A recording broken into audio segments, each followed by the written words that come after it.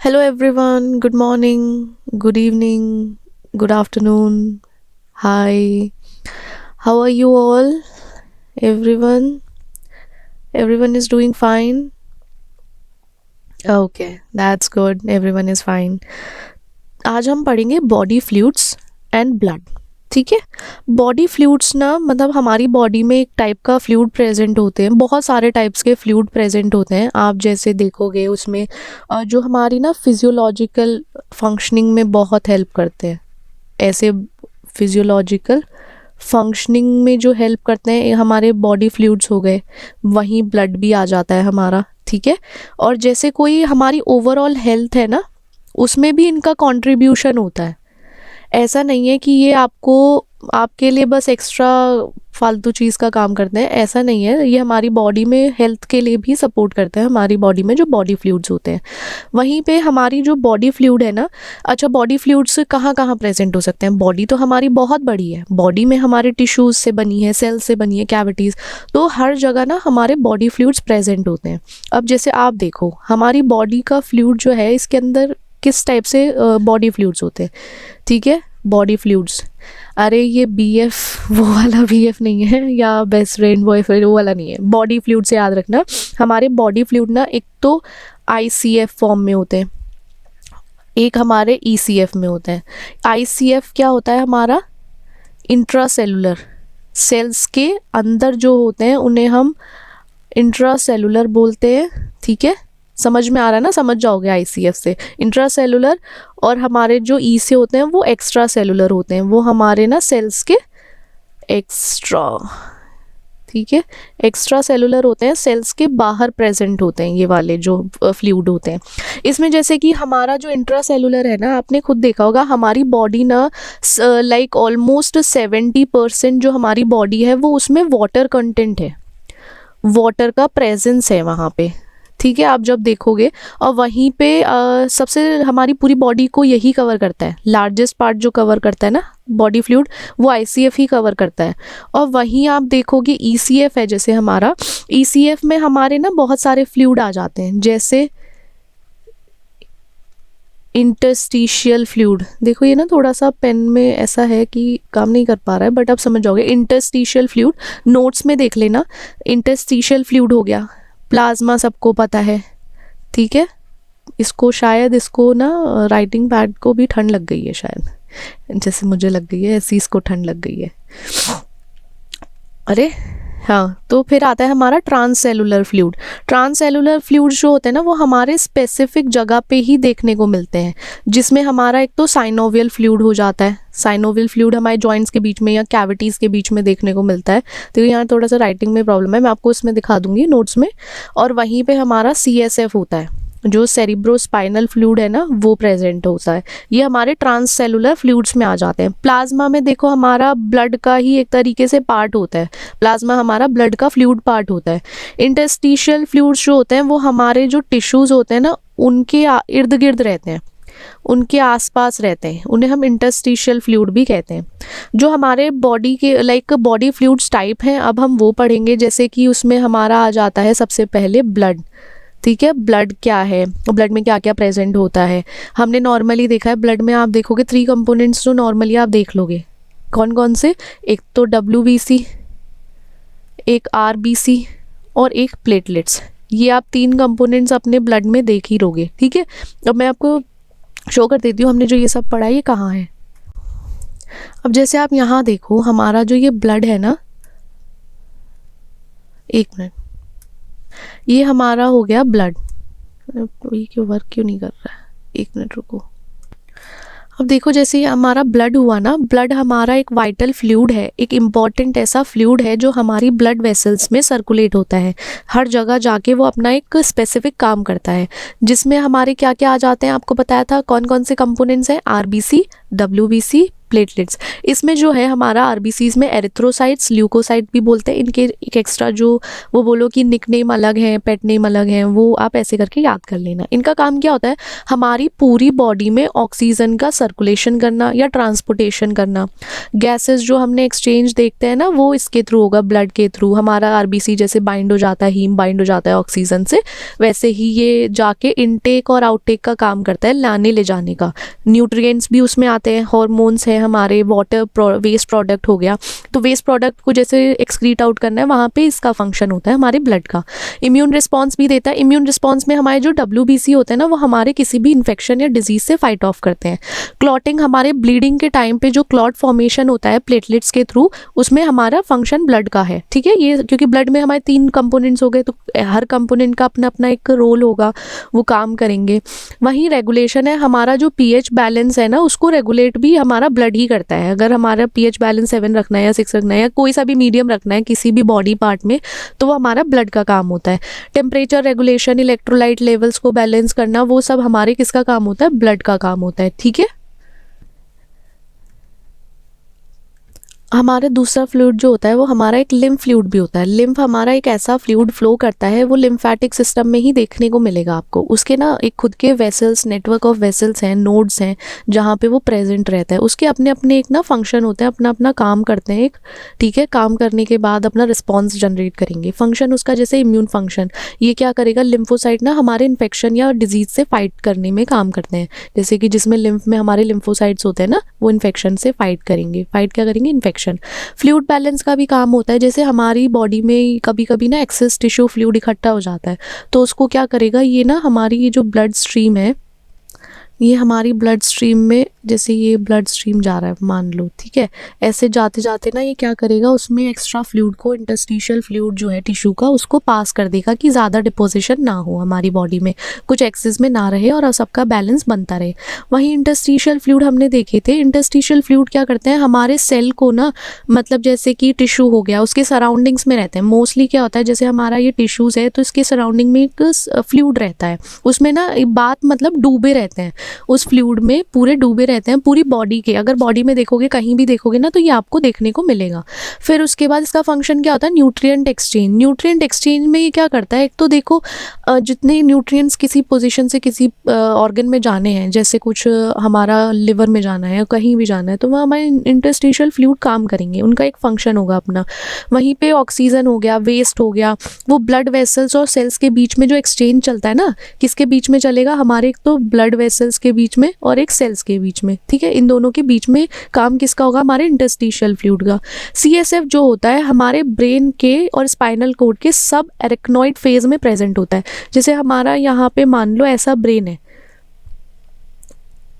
मान लो, ठीक है, वहीं पे हमारा ऐसे करके देखो, इस पे ड्राइंग पे मत जाओ, सबकी अच्छी नहीं होती, मेरी भी अच्छी नहीं है, कोई वो नहीं है, बट हाँ समझ आ जाएगा। ये ब्रेन है हमारा, ब्रेन में हमारा जैसे यहाँ पे भी स्पाइनल कोड जाएगा, तो इसका जो सब एरेक्नॉइड होता है ना, यहाँ इधर इधर पास पास में, तो वहाँ क्या होता है, हमारा CSF प्रेजेंट होता है।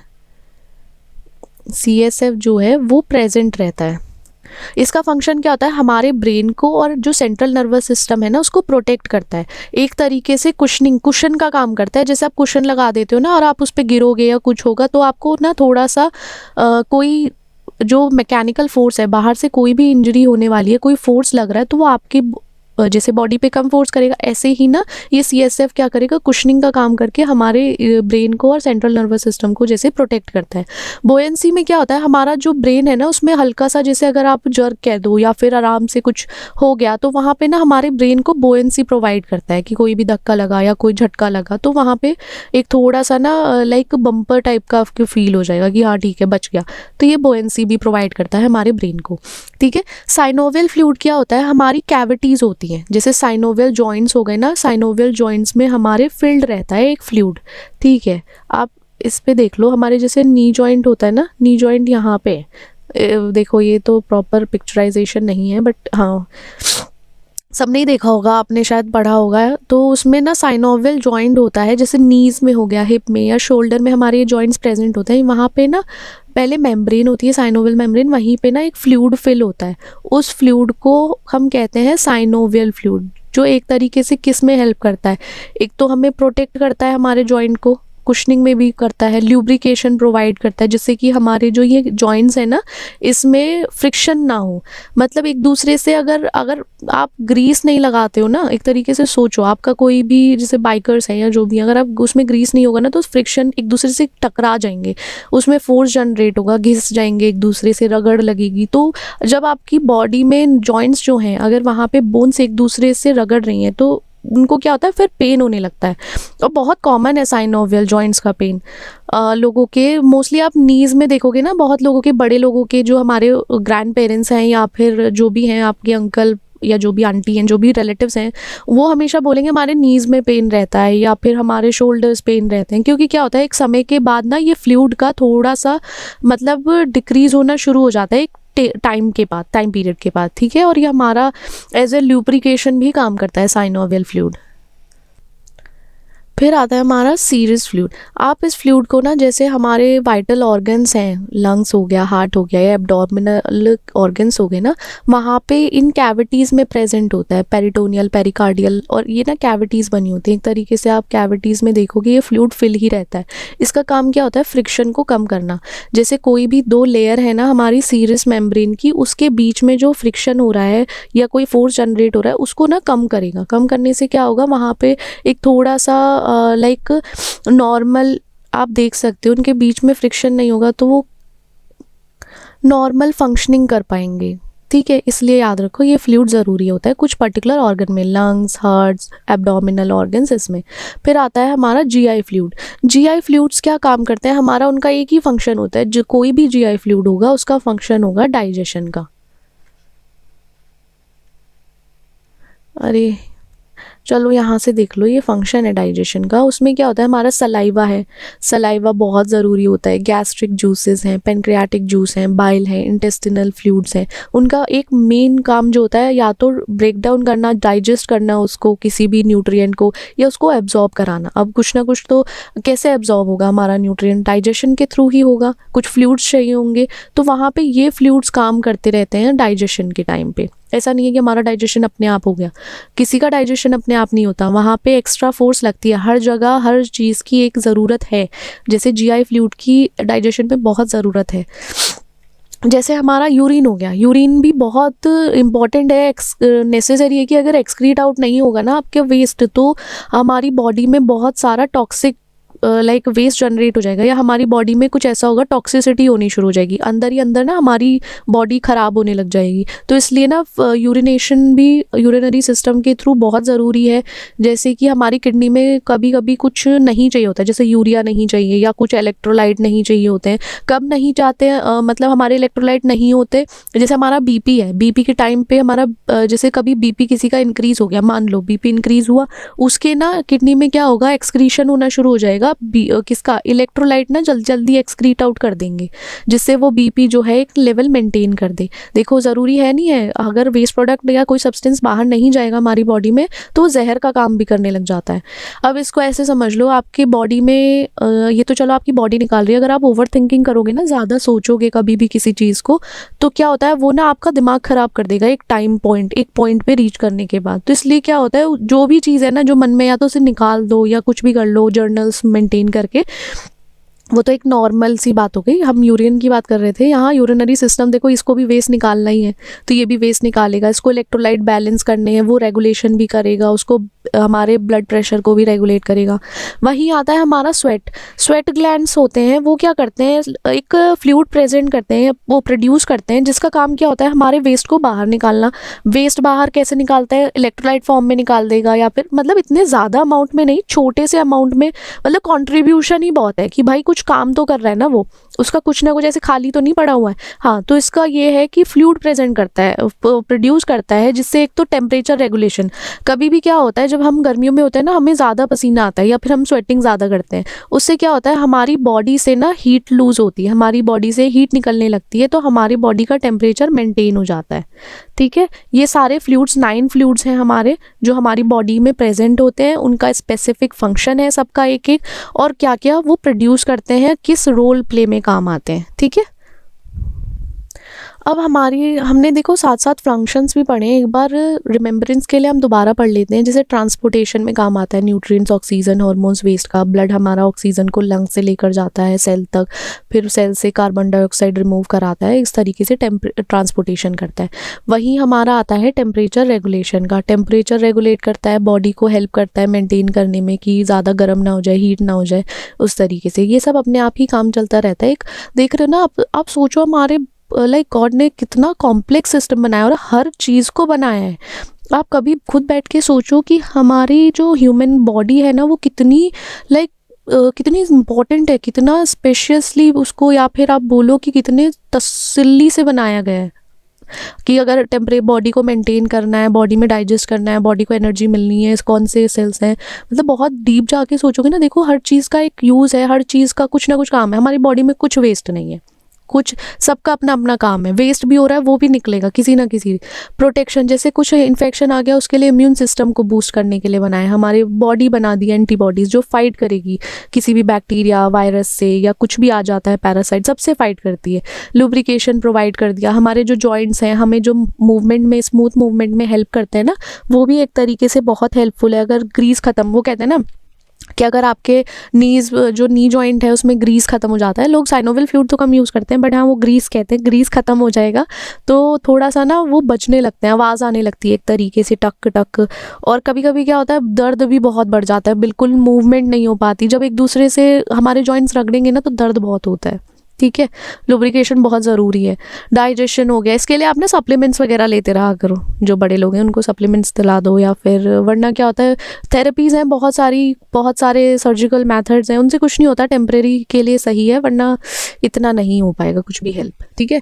डाइजेशन में हमारे गैस्ट्रिक हैं, जैसे गैस्ट्रिक फ्लूइड्स हैं, कुछ बहुत सारे सलाइवा हो गए, बहुत सारी चीज़ें प्रेजेंट होती हैं, वो हेल्प करती हैं डाइजेशन में कि हमारा जो फूड है वो ब्रेक डाउन हो सके, उससे जो चीज़ हमें चाहिए वो मिल सके, और जो चीज़ नहीं चाहिए, वैसे सब कुछ चाहिए होता है, कहीं ना कहीं यूज़ आ जाता है, और जो बचा कुचा होता है वो एक्सक्रीट आउट हो जाता है यूरिन के थ्रू एक तरीके से, ठीक है। वहीं अब हम देखेंगे कि हमारा ब्लड जो है, ब्लड का कंपोजिशन क्या है, उसका फंक्शन क्या है, ठीक है। हमारे ब्लड में हमने देखा था एक तो प्लाज्मा है, एक फ्लूइड है जो हमारे ब्लड में प्रेजेंट रहता है। हमारी बॉडी में प्लाज्मा 55% जो होता है ब्लड का वॉल्यूम, वो 55% एरिया में कह सकते हो आप प्रेजेंट होता है। हमारे ब्लड में जो एक लिक्विड पोर्शन होता है उसको हम क्या कहते हैं, प्लाज्मा। अरे लिक्विड, हाँ। तो इसमें क्या होता है, हमारा हमने क्या पढ़ा था, ब्लड, याद रखना ये बहुत कॉमन क्वेश्चन होता है। ब्लड ना हमारे कनेक्टिव टिश्यूज से बना होता है, एक तरीके स्पेशलाइज कनेक्टिव टिश्यूज होते हैं, ठीक है, जिसमें सेल एक तरीके से हमारे सस्पेंडेड रहते हैं। कनेक्टिव टिश्यूज कंसिस्टिंग सेल्स, वो सस्पेंडेड रहते हैं, झूला झूलते रहते हैं। एक लिक्विड मैट्रिक्स होती है प्लाज्मा की, जैसे हमारा एक लिक्विड एरिया है ना, उसमें छोटे छोटे हमारे सेल्स हो गए, जैसे आरबीसीज हैं, इसमें नहीं बन पा रहा बट स्टिल, तो आरबीसीज हैं, उस टाइप से ना ये लोग काम करते रहते हैं, अपना अपना इनका वर्क है, उसमें टंगे रहते हैं प्लाज्मा में, ठीक है। हमारे कंपोनेंट्स में सेलुलर कंपोनेंट्स आप देखोगे, आरबीसीज, डब्ल्यूबीसीज, प्लेटलेट्स, थ्रोम्बोसाइट, इनका अपना अपना स्पेसिफिक काम है, वो करेंगे। अब देखो जैसे हमारा प्लाज्मा है, जो लिक्विड पोर्शन है ना, जो 55% है हमारी ह्यूमन बॉडी में ब्लड का वॉल्यूम जो कंटेन करता है, उसमें क्या करता है, एक तो 90% जो है हमारा प्राइमरली देखा जाए वाटर हो गया, हाँ वाटर हो गया, उसमें हमारे protein, glucose, mineral ions, hormones और बहुत सारे सब्सटेंसेज हैं जो डिसॉल्व रहते हैं, वो रहते ही रहते हैं, ठीक है। मतलब आप देख लोगे सस्पेंडिंग में या फिर डिसॉल्व, पूरे मिक्सअप रहेंगे। हमारा प्लाज्मा ऐसा नहीं है पानी पानी है, नहीं, पानी में, इसमें फ्लूइड में बहुत सारी चीज़ें हैं जो हम खाते पीते हैं, वो यहीं डिसॉल्व हो जाता है।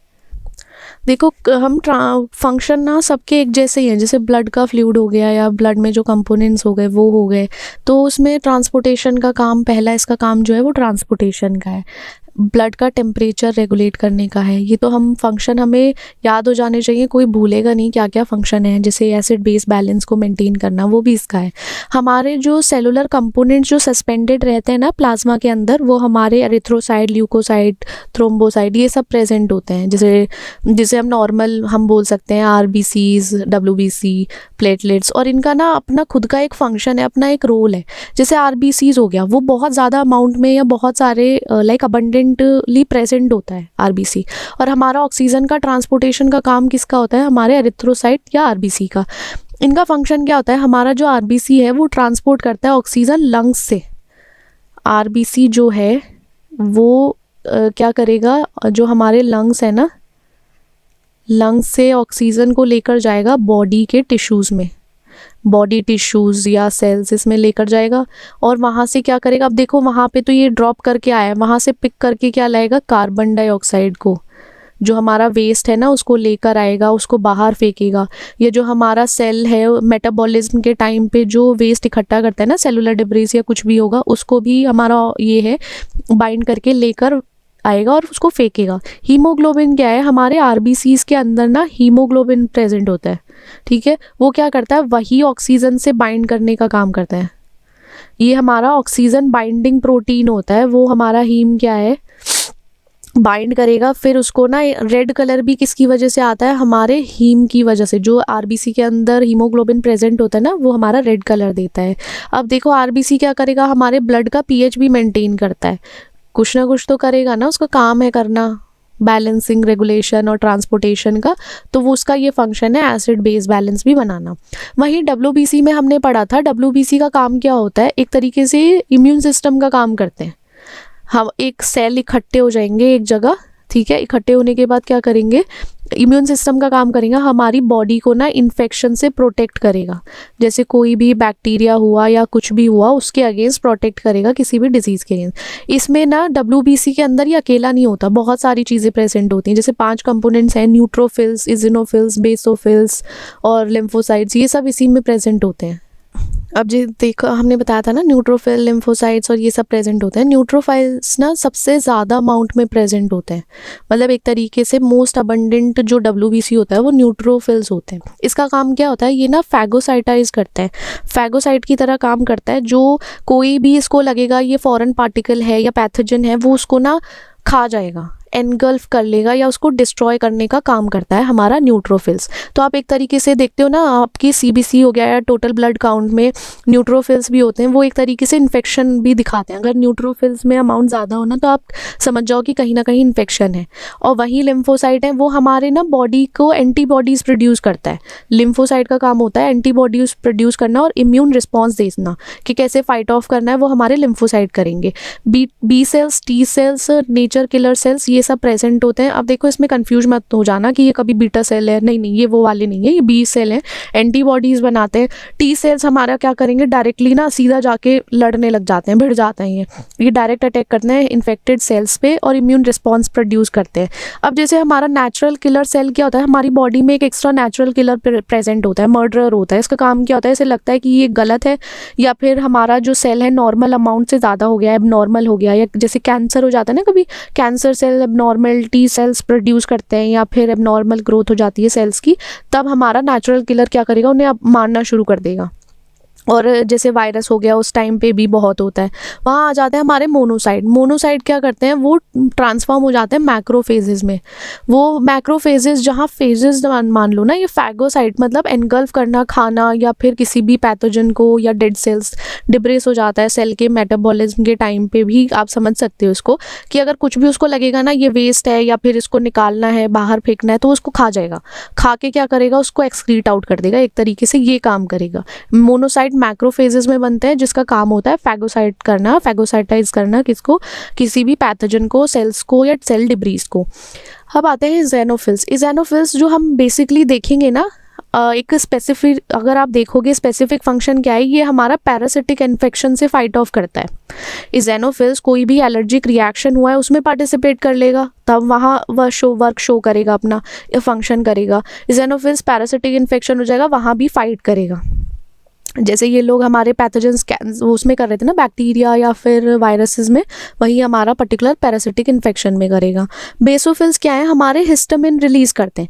जब भी कभी हमें कोई एलर्जिक रिएक्शन होगा या कोई भी इन्फ्लेमेशन हो गई, हाँ इन्फ्लेमेशन हो गई या एलर्जी रिएक्शन हो गया तो हम वहाँ क्या करेगा, बेसोफिल्स हमारा हिस्टामिन रिलीज कर देता है जिससे वो उसको ओवरकम कर सके।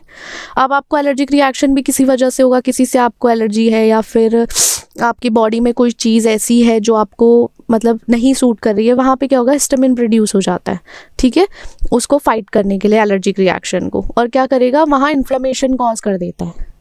तो इससे आपको ना एक तरीके से पता चल जाएगा, कभी भी किसी को रिएक्शन होगा थोड़े थोड़े उसको इन्फ्लेमेशन हो जाती है, स्वेलिंग हो जाती है, लाइक पिंपल्स टाइप के फॉर्मेशन हो जाते हैं, इस तरीके से वहाँ बेसोफिल अपना काम कर रहे हैं। अब आ गया हमारा प्लेटलेट्स।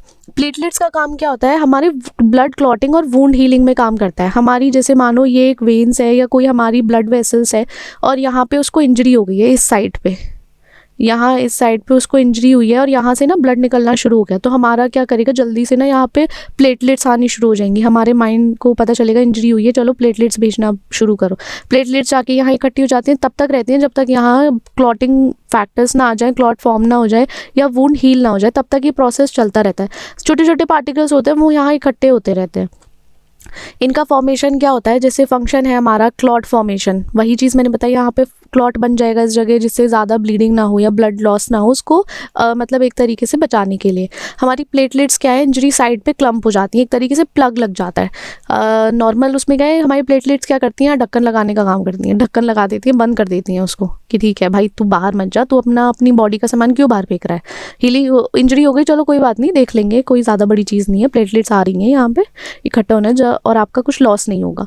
वुंड हीलिंग में जैसे कि हमारा क्या होगा, ग्रोथ फैक्टर होगा, ग्रोथ फैक्टर रिलीज होगा, वो क्या करेगा, रिपेयर और रीजनरेशन का काम करेगा। टिश्यू को रिपेयर भी करना है, रीजनरेट भी करना है, वो हमारे ग्रोथ फैक्टर्स करते हैं, ठीक है। अब आप देखो ये जो हमारे एलिमेंट्स हैं, ब्लड के एलिमेंट्स हैं, देखो आरबीसीज ना एक कॉनकेव शेप में होगा, देखो ऐसा नहीं है, राउंड नहीं है, थोड़ा सा वैसा है। प्लेटलेट्स हमारी ऐसी होती हैं और वहीं मोनोसाइट, लिम्फोसाइट, एज़ोनोफिल, बेसोफिल, न्यूट्रोफिल्स, ये इस तरीके से दिखते हैं। एक तरीके से ये आपको डब्ल्यूबीसी में ये सब चीज़ें प्रेजेंट होती हैं। ये मतलब एक तरीके से फिगर है कैसे दिखते हैं हमारे आरबीसी, कैसे दिखती है हमारी प्लेटलेट्स या डब्ल्यूबीसी कैसे दिखते हैं, ठीक है। फंक्शन ऑफ ब्लड में क्या होता है, काम वही करते हैं, ट्रांसपोर्टेशन का, लाना ले जाना, पिकअप ड्रॉप ऑक्सीजन का या carbon dioxide, nutrients, hormones, waste product, immune response, infection से फाइट करना, क्लॉटिंग, एक्सेसिव ब्लीडिंग के टाइम पे हम उसे एक तो प्रिवेंट करेगा, क्लॉट फॉर्म करेगा, रेगुलेशन, पीएच या टेम्परेचर रेगुलेशन भी एक तरीके से करता है, या इलेक्ट्रोलाइट बैलेंस करेगा, टेम्परेचर रेगुलेट भी करेगा, हार्मोन्स का ट्रांसपोर्ट जो हो रहा है किसी ग्लैंड से टारगेट ऑर्गन पे उसको पहुंचाने का, direct to direct delivery system, door to door delivery system का भी काम करता है, मतलब हार्मोन ट्रांसपोर्टेशन का भी काम करता है ये। हीमोपोइसिस या हिमैटोपोइसिस, ठीक है। हमारा जो ब्लड है वो कहाँ बनता है, हम इसमें हीमोपोइसिस एक प्रोसेस होता है जहाँ पे ब्लड सेल्स जो हैं बॉडी में बनते हैं, और हमें याद रखना है कहाँ बनते हैं, ये तो सबको पता है ना कहाँ बनते हैं, बोन मैरो में। वहीं पे हिमैटोपोइटिक स्टेम सेल होता है, वो डिफरेंशिएट करता है, अंतर होता है सब ब्लड सेल्स में, ठीक है। जैसे बहुत सारे हमारे ब्लड सेल्स हमने पढ़े थे, क्या बोला था याद रखना, आरबीसी, डब्ल्यूबीसी, कुछ याद आया, प्लेटलेट्स, ठीक है। और इसका ना जैसे एरिथ्रोसाइट्स, ल्यूकोसाइट्स, थ्रोम्बोसाइट्स, ठीक है, ये इनके दूसरे नाम हैं। अगर कोई पूछे कि एरिथ्रोसाइट के बारे में बताओ तो याद रखना, बता सको आप लोग उसको। एरिथ्रोपोइसिस, एरिथ्रोपोइसिस क्या होता है, production of red blood cell. Erythropoiesis का मतलब है, क्या बोलोगे तुम, कि आरबीसी का प्रोडक्शन हुआ है वहाँ पे एरिथ्रोपोइसिस में, किस लिए, वो रिस्पॉन्सिबल होते हैं ऑक्सीजन ट्रांसपोर्टेशन के लिए। आरबीसी जो है हमारा ऑक्सीजन को लेकर ले जाने का काम करता है। इसका एक प्रोसेस है, जैसे जो कहाँ से शुरू होता है, हमारा हिमैटोपोइटिक स्टेम सेल है, HSC है, वो क्या करता है, एरिथ्रोसाइट तक पहुँचाने के लिए कैसे बनेगा, उसका एक प्रोसेस है हमारा, प्रो एरिथ्रोब्लास्ट होता है, ठीक है। कैसे फॉर्म होगा, एरिथ्रोपोइटिन एक हार्मोन होता है जो कहाँ सिक्रीट होता है, एक तो देखो EPO एरिथ्रोपोइटिन, एक तो हमारा लंग्स सिक्रीट करता है ये हार्मोन, या हमारा किडनी सिक्रीट करेगा, ठीक है। और फिर क्या होगा, प्रो एरिथ्रोब्लास्ट डेवलप करेगा, धीरे धीरे ये डेवलप होना शुरू होगा। इसको डेवलप क्यों कर रहे हैं, जिससे कि हमारा आरबीसी बन सके। प्रो एरिथ्रोब्लास्ट जो है बेसोफिलिक एरिथ्रोब्लास्ट बनेगा। ये एरिथ्रोब्लास्ट बनने से मतलब कि पहले की स्टेज है, ठीक है, एरिथ्रोसाइट बनने से पहले की स्टेज है। पॉलीक्रोमैटिक फिलिक एरिथ्रोब्लास्ट, फिर ऑर्थोक्रोमैटिक फिलिक एरिथ्रोब्लास्ट। ये क्या होते हैं? ये इमेच्योर आरबीसी कह सकते हो इन्हें, ठीक है, ये हमारे इमेच्योर आरबीसी सेल्स हैं। फिर डायरेक्टली सबसे एंड में ये रेटिक्यूलोसाइट बनते हैं। रेटिक्यूलोसाइट हम मानो ये हमारा इमेच्योर है, और जब ये ब्लड स्ट्रीम में जाता है, धीरे धीरे जैसे ब्लड स्ट्रीम में पहुंचेगा तो ये धीरे धीरे मैच्योर होगा। मैच्योर ये ब्लड स्ट्रीम में ही होगा, और किस में कन्वर्ट हो जाएगा? ये एरिथ्रोसाइट्स में कन्वर्ट हो जाता है मैच्योरिटी के बाद। हमारा आरबीसी मैच्योर फेस्ड है और रेटिक्यूलोसाइट हमारा इमेच्योर है। मतलब ये मान लो ये टीनेजर बालक हो गया, हमारा बच्चा है, और जैसे जैसे धीरे धीरे ये ज़िंदगी की जंग, हमारी ब्लड स्ट्रीम जो है वो ज़िंदगी की जंग में चलता जा रहा है। फिर क्या हो गया? ये समझदार हुआ ठोकरे खा खा के, तो ये आरबीसी में प्रॉपर हमारा मैच्योर हो गया है, मैच्योर्ड है, ठीक है। ल्यूकोपोइसिस, ल्यूकोपोइसिस में प्रोडक्शन किसका होगा? ल्यूकोसाइट, ठीक है, ल्यूकोसाइट, एरिथ्रोसाइट। डब्ल्यूबीसी का प्रोडक्शन है वो डिफेंस, इम्यून डिफेंस डेवलप करता है, इम्यूनिटी का मतलब इम्यून सेल्स जो है उससे फाइट करते हैं। इसका प्रोसेस क्या है? हमारा जो एचएससी है, हमारा जो हिमेटोपोइटिक स्टेम सेल्स है, इसकी शॉर्ट फॉर्म याद रख लो एचएससी, वो क्या करेगा? माइलॉइड्स में जाएगा, ठीक है। माइलॉइड्स या लिम्फोइड होते हैं जो प्रोजेनिटर सेल्स होते हैं, मतलब एक पहले की स्टेज होती है जो डायरेक्ट ल्यूकोसाइट्स बनने से पहले की। वो क्या करता है? जैसे माइलॉइड प्रोजेनिटर सेल है वो ग्रैन्युलोसाइट्स को डेवलप करेगा। वो किस में डेवलप हो जाता है? ग्रैन्युलोसाइट्स में। ग्रैन्युलोसाइट्स में हमारे ये न्यूट्रोफिल, इज़ोनोफिल, बेसोफिल्स हमने पढ़े थे ना। डब्ल्यूबीसी हमारे 5 टाइप में होता है, 5 टाइप्स में, उसमें ये डेवलप होता है माइलॉइड प्रोजेनिटर सेल्स। वही लिम्फोइड जो है हमारा, लिम्फोइड जो करेगा हमारे 2 सेल्स को डेवलप करेगा, 3 को, ठीक है। एक तो बी लिम्फोसाइट को और टी लिम्फोसाइट को। बी टी और नेचुरल किलर जो हमारे मर्डरर्स हैं, डायरेक्टली नेचुरली किल करते हैं, उनको डेवलप करेगा। इनका काम क्या होता है? ये रेगुलेट करते हैं साइटोकाइंस को, ठीक है, ग्रोथ फैक्टर्स को रेगुलेट करते हैं हमारी ब्लड स्ट्रीम में। हमारा ग्रोथ फैक्टर जो हो सकता है GM-CSF, GCSF या इंटरल्यूकिन्स IL। ये जो हमारे इंटरल्यूकिन्स होते हैं ना, बहुत तरीके के इंटरल्यूकिन्स होते हैं, IL-1, IL-5, IL-3। तो इनका क्या काम होता है? इम्यून डिफेंस करते हैं, ये इम्यूनिटी की तरह काम करते हैं, किसी भी इन्फेक्शन से फाइट ऑफ करने में ये रहते हैं। फिर आता है हमारा थ्रोम्बोपोइसिस। थ्रोम्बोपोइसिस किसका? प्लेटलेट का प्रोडक्शन होगा। प्लेटलेट्स बनेंगी, किस लिए बनेंगी? ब्लड क्लॉटिंग के लिए, कि जिससे ब्लड क्लॉट जहाँ हो रहा है क्लॉटिंग करा सके, वहाँ प्लेटलेट्स काम आएंगी। देखो यहाँ पे जो हमारा HSC है वो मेगा कैरियोसाइट प्रोजेनिटर सेल्स बनाएगा, ठीक है। ये जब करेगा तो थ्रोम्बोपोइटिन जो हार्मोन है, इसके इन्फ्लुएंस की वजह से जो प्रोजेनिटर सेल्स थे वो मैच्योर होके मेगा कैरियोसाइट्स बनाएंगे। ये मेगा कैरियोसाइट प्रोजेनिटर सेल है, वो प्रोजेनिटर सेल मैच्योर होके मेगा कैरियोसाइट बनेगा। फिर जो मेगा कैरियोसाइट है वो एक्सटेंड होगा, बढ़ेगा, तो क्या करेगा? प्रो प्लेटलेट्स बनेगा। यहाँ पे प्रो प्लेटलेट्स बनेगा जो बोन मैरो ब्लड सेल्स में होगा, बोन मैरो ब्लड सेल में। फिर क्या करेगा? जब ये ब्लड वेसल्स में जा रहा होगा ना बोन मैरो के, तो ये टूट जाएगा। ये अगर जैसे ऐसे है ना, इसके फ्रेगमेंट्स हो जाएंगे, छोटे छोटे पीसेस हो जाएंगे। वो पीसेस किस में बनेंगे? प्लेटलेट्स बनेंगे वो, ठीक है। प्लेटलेट्स बन के वो किस में रिलीज होंगे? हमारी ब्लड स्ट्रीम में। ये ब्लड वेसल्स में सारा काम हुआ है, फिर कहाँ चला गया है? ब्लड स्ट्रीम में, ठीक है। ये थ्रोम्बोपोइसिस का प्रोसेस है, कैसे होता है देखो एक बार और रिपीट कर देती हूँ मैं आपके लिए। जैसे HSC है वो मेगा कैरियोसाइट्स है, प्रोजेनिटर सेल है, ठीक है। प्रोजेनिटर सेल इस हार्मोन के इन्फ्लुएंस के बाद किस में? मैच्योर होगा। मैच्योर होने के बाद जो मेगा कैरियोसाइट है वो एक्सटेंड हो जाएगा प्रो प्लेटलेट्स में, किसके अंदर?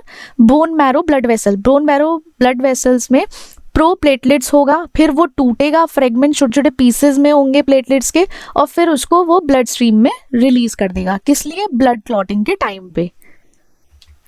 अब हीमोग्लोबिन भी हमने पढ़ा था, ठीक है। हीमोग्लोबिन का फॉर्मेशन कैसे होता है, हीमोग्लोबिन बनता कैसे है? देखो सब चीज़ कॉम्प्लेक्स है, ह्यूमन बॉडी में हर एक चीज़ की एक कॉम्प्लेक्सिटी है, ये भी एक कॉम्प्लेक्स है।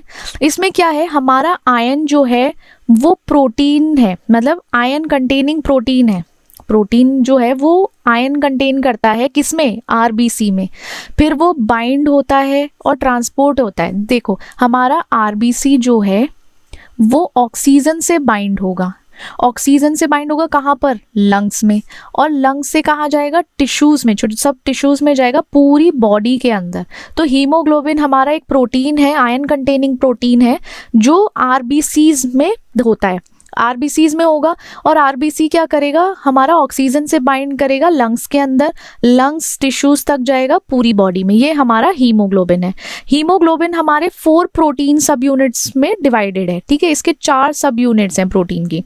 इसमें हीम ग्रुप लगता है जिसमें आयन एटम है बीच में, हीम ग्रुप हो गया, हीम ग्रुप के बीच में आयन है हमारा। स्टेप्स क्या है, हीमोग्लोबिन कैसे फॉर्म होता है? पहला स्टेप हम पढ़ेंगे ग्लोबिन चेन का सिंथेसिस, कैसे सिंथेसिस हो रहा है। जैसे हीमोग्लोबिन है अडल्ट में, HbA से याद रखना, उसमें 2 होता है, 2 चेन होती हैं, एक तो हमारी अल्फा चेन हो गई, एक हमारी बीटा चेन हो गई। 2 अल्फा चेन्स होती हैं और 2 ही बीटा चेन्स होती हैं। तो क्या होता है, तो जो अल्फा ग्लोबिन चेन होती है ना, वो एनकोड होती है कौन से जीन पे, वो 16 जो हमारा क्रोमोसोम होता है ना, वो अल्फा जीन से कोडेड होता है, ठीक है। और वहीं बीटा ग्लोबिन चेन जो होती है कहाँ एनकोडेड होती है, 11th क्रोमोसोम में। ये याद रखने के लिए अल्फा 16 पे होगा हमारा और बीटा हमारा 11th क्रोमोसोम पे होगा। ये जो चेन है, देखो ये चेन कब फॉर्म होती है, हमारे बोन मैरो में जब आरबीसी बन रहा होता है तो उसमें जो राइबोसोम्स होते हैं ये चेन्स तब डेवलप होती हैं, ठीक है, सिंथेसाइज होती हैं। ये हो गया हमारी ग्लोबिन चेन का सिंथेसिस। अब सिंथेसिस होगा हीम का, ठीक है, हीम ग्रुप का।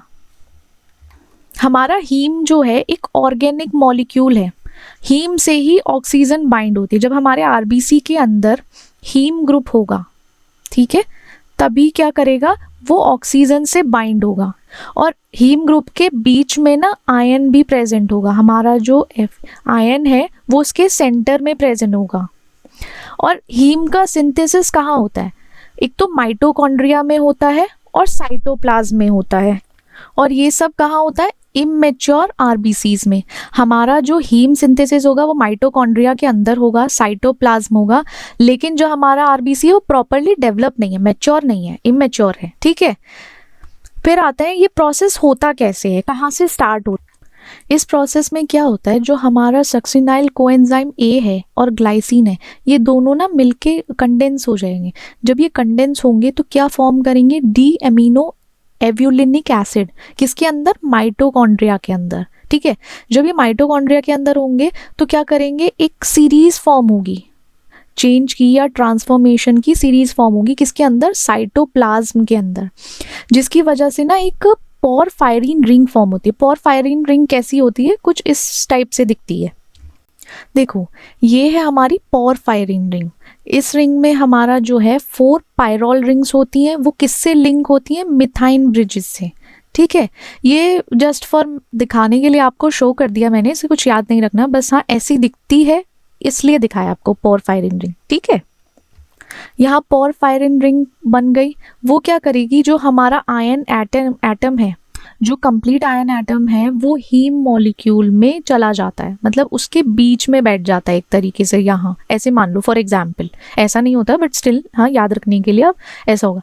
चलो एक बार हम रिपीट कर लेते हैं। ये एक प्रोसेस है जिसमें सक्सिनाइल कोएंजाइम ए और ग्लाइसिन कंडेंस होगा, वो बनाएगा ALA डी एमिनो एव्यूलिनिक एसिड, ठीक है, किसके अंदर, माइटोकॉन्ड्रिया। फिर वही फॉर्मेशन, एक ट्रांसफॉर्मेशन होगी किसके अंदर, साइटोप्लाज्म में, जो क्या करेगा, एक पोरफायरिन रिंग बनाएगा और जिसमें इंसर्ट करेगा आयन एटम को, कंप्लीट आयन एटम को, जो हीम हमारा एक पूरा हीम ग्रुप बन चुका है ये कंप्लीट, उसमें आयन एटम को बीच में इंसर्ट कर देगा। फिर है हमारा असेंबली ऑफ हीमोग्लोबिन। देखो हमने ग्लोबिन चेन्स बना ली, हमने हीम का सिंथेसाइज कर लिया। अब इसको हम क्या कर देंगे, ऐड ऑन कर देंगे। जो सिंथेसाइज ग्लोबिन चैन है और जो हीम ग्रुप है, इन दोनों का बाइंडिंग कराएंगे। बाइंडिंग कराने के लिए एक सब यूनिट बनेगी हमारी, उसको बोलेंगे हीमोग्लोबिन। ठीक है, 2 अल्फा ग्लोबिन सब यूनिट 2 बीटा ग्लोबिन सब यूनिट से मिलके एक फंक्शनल हीमोग्लोबिन बनाएगा, जो है हमारा अल्फा 2 बीटा 2 ऐसे करके बनेगा। ये हमारी असेंबली हो गई हीमोग्लोबिन की। अब कैसे हमारा आरबीसी मैच्योरेशन होता है, उसका मैच्योर एज में जाता है। जैसे आरबीसी है वो बोन मैरो में मैच्योर होता है। ठीक है, वो क्या करेगा, एक्यूमुलेट करेगा हीमोग्लोबिन को। वहाँ से क्या है, न्यूक्लियस और जो ऑर्गेनेलीज हैं वो लूज कर जाएगा और एक बाई कॉन्केव शेप आएगा उसका। हमने आरबीसी देखा था ना ऊपर, एक ऐसे करके कुछ अंदर जाके 3D मॉडल में हमने देखा था, बाई कॉन्केव शेप आ जाता है उसमें। जो मैच्योर आरबीसी होता है वो हीमोग्लोबिन से फिल्ड रहता है, हीमोग्लोबिन रहता है। फिर वो ब्लड स्ट्रीम में रिलीज होगा, ब्लड स्ट्रीम में रिलीज होके क्या करेगा, ऑक्सीजन कैरी करेगा टिश्यूज में, ऑर्गन्स के पास, टिश्यूज के पास ले जाएगा या किसी ऑर्गन्स में ले जाएगा। ठीक है, ये हमारा पूरा प्रोसेस था। अब चलो देखो यार, आरबीसी कैसे बनता है, क्या क्या फॉर्मेशन होती है, वो सब हमने पढ़ लिया। अब उसको पढ़ते हैं कि अगर ये ब्लड हमारी बॉडी में कम होगा या एक ऐसी मेडिकल कंडीशन जहाँ पे आरबीसी का काउंट कम हो जाता है या हीमोग्लोबिन का लेवल कम हो जाता है आरबीसी में, तो क्या होता है, तब हम एनीमिया के शिकार हो जाते हैं। हमें क्या होता है, हम एनीमिक हो जाते हैं। बहुत सारे बच्चों में, आप लोगों में भी होगा शायद, किसी किसी में लैक ऑफ ब्लड होगा, आरबीसी काउंट कम होगा, तो क्या हो जाता है, वो एनीमिक हो जाते हैं। हीमोग्लोबिन जो हमारा आयरन कंटेनिंग प्रोटीन है वो बाइंड करता है ऑक्सीजन से, और ऑक्सीजन जो है हमारा आरबीसी फिर लेकर चलेगा ऑक्सीजन को लंग्स से पूरी बॉडी के अंदर। ये उसका काम है। जहाँ पे एनीमिया हुआ, आप एनीमिक हुए, तो जो बॉडी टिश्यूज हैं या ऑर्गन्स हैं, वहाँ क्या हो रहा है, वहाँ पे जो हमारा ऑक्सीजन था वो कम पहुँचेगा, लेस अमाउंट में पहुँचेगा।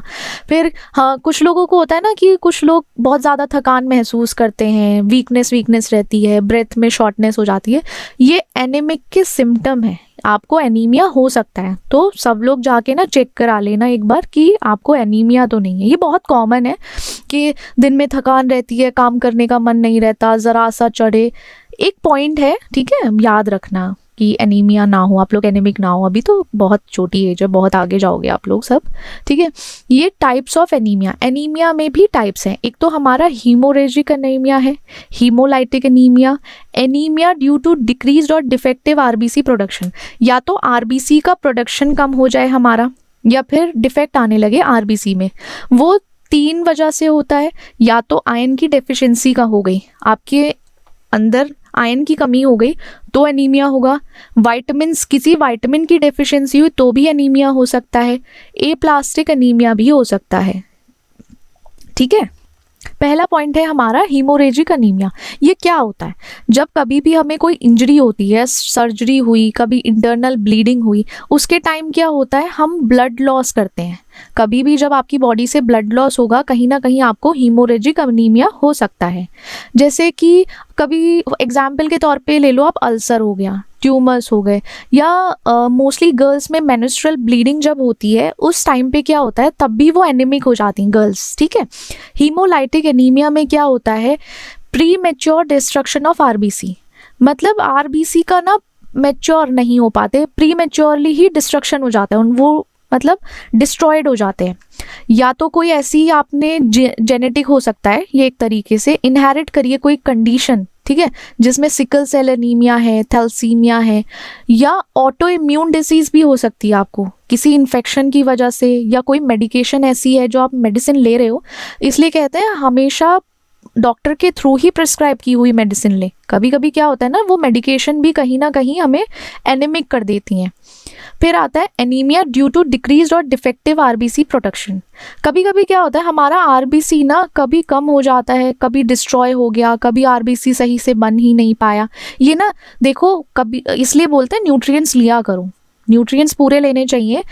वरना तो जैसे आयरन की डेफिशिएंसी हुई, विटामिन्स की डेफिशिएंसी हुई, या किसी वजह से आपको क्या हुआ, बोन मैरो में कोई ऐसा कुछ हुआ कि आरबीसी का जो प्रोडक्शन होना था सही से वो नहीं हो पाया। क्यों? क्योंकि आप आयरन नहीं ले रहे हो, विटामिन B12 नहीं ले रहे हो।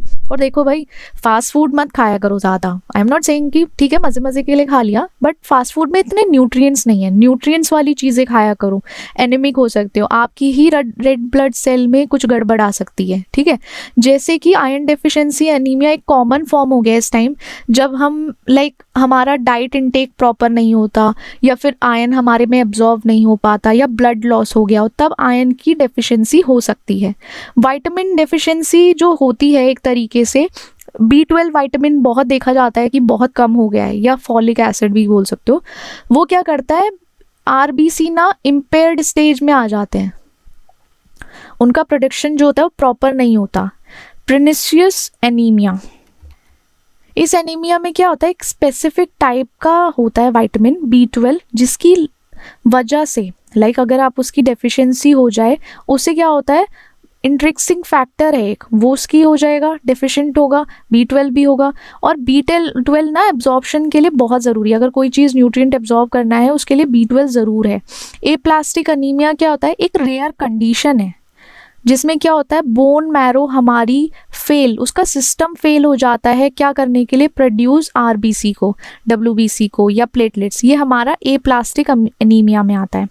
जैसे इसका कॉज क्या हो सकता है, रीज़न है हमारा रेडिएशन, कीमोथेरेपी, कुछ मेडिकेशंस भी हैं, इम्यून रिस्पॉन्स। तो जैसे मोस्टली कैंसर पेशेंट होते हैं वो कहीं ना कहीं एप्लास्टिक एनीमिया से सफ़र करते हैं। और आपने देखा होगा उनकी बॉडी ना थोड़ी सी पेल हो जाती है, मतलब थोड़ा सा दिखने लगता है कि बॉडी में चेंजेस हैं। वो एप्लास्टिक एनीमिया के शिकार होते हैं, या उनको हो जाता है, वो अपने आप नहीं होता, कीमोथेरेपी लेते हैं या रेडिएशन होती है, कुछ मेडिकेशंस ऐसी चलती हैं। ठीक है, mechanism of coagulation, mechanism of coagulation, इसमें क्या होता है, ब्लड क्लॉटिंग को हम कोएगुलेशन भी बोलते हैं, ब्लड क्लॉटिंग को कोएगुलेशन भी बोलते हैं। ये प्रोसेस है जब भी कभी कोई ब्लीडिंग हुई है, या किसी इंजरी, कोई ब्लड वेसल इंजर्ड हुई है, या एक्सेसिव ब्लीडिंग हो गया, उसको प्रिवेंट करने के लिए कि आगे ना हो, वहाँ पे हमारा कोएगुलेशन होता है। और इसका सिस्टम कैसे वर्क करता है, एक तो वैस्कुलर स्पैज्म के through, platelet plug formation and coagulation cascade, ये 3 स्टेप्स में कोएगुलेशन मैकेनिज्म वर्क करता है। जैसे ही सोचो एक ब्लड वेसल्स हमारी इंजर्ड हुई है, कोई कहीं पर चोट लगी है, तो क्या हुआ, इमीडिएटली उसके बाद ही क्या होगा, जो हमारी वॉल्स हैं वो ब्लड फ्लो को ना कम कर देगी कि यहाँ पे ना थोड़ा ब्लड कम भेजो, उसका ब्लड का फ्लो कम हो जाएगा। तो इनिशियल रिस्पॉन्स क्या हुआ हमारा, वेस्कुलर स्पैज्म। ठीक है, फिर आता है प्लेटलेट प्लग फॉर्मेशन। अब देखो यहाँ पे प्लेटलेट्स क्या है, ब्लड सेल का टाइप है हमारा। जिस साइट पे इंजरी हुई है वहाँ क्या होगा, एक टेम्परेरी, जैसे यहाँ पे हो गया, यहाँ पे एक प्लग फॉर्मेशन हो जाएगा। नॉर्मल भाषा में बोलो, यहाँ पे प्लेटलेट ढक्कन का काम करते हैं। ठीक है, ये हमारा ढक्कन है। तो प्लेटलेट्स का एक प्लग लग जाता है, जिसकी वजह से टेम्परेरी काम चल जाता है हमारा थोड़ा इंडिया जुगाड़ू है ना, तो इस तरीके से हमारे प्लेटलेट्स भी थोड़ा जुगाड़ कर लेते हैं, हमारी बॉडी भी जुगाड़ू है।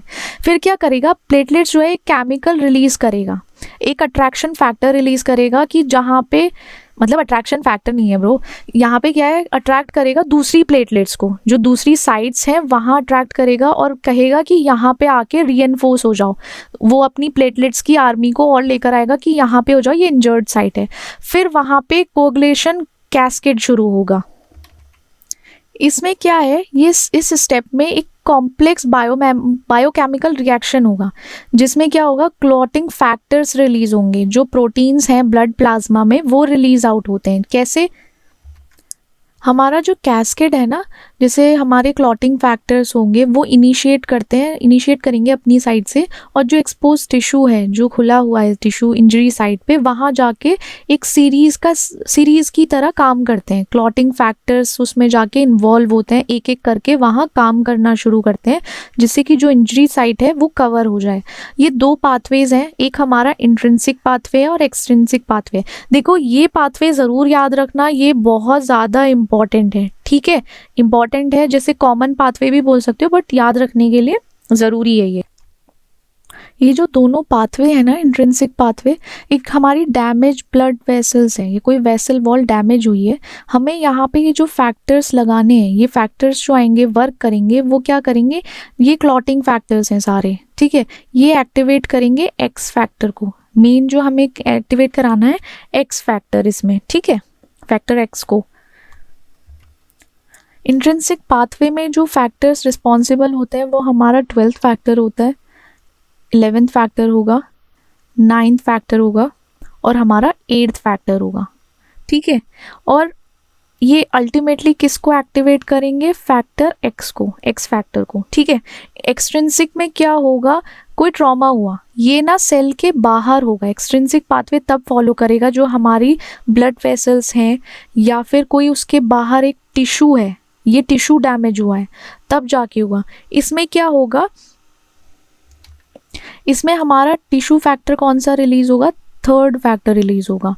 वो क्या करेगा, वहाँ पे जो टिश्यू फैक्टर है वो 7 टिश्यू फैक्टर से इंटरेक्ट करेगा और बेसिकली वो क्या करेगा, फैक्टर एक्स को एक्टिवेट करेगा, ठीक है।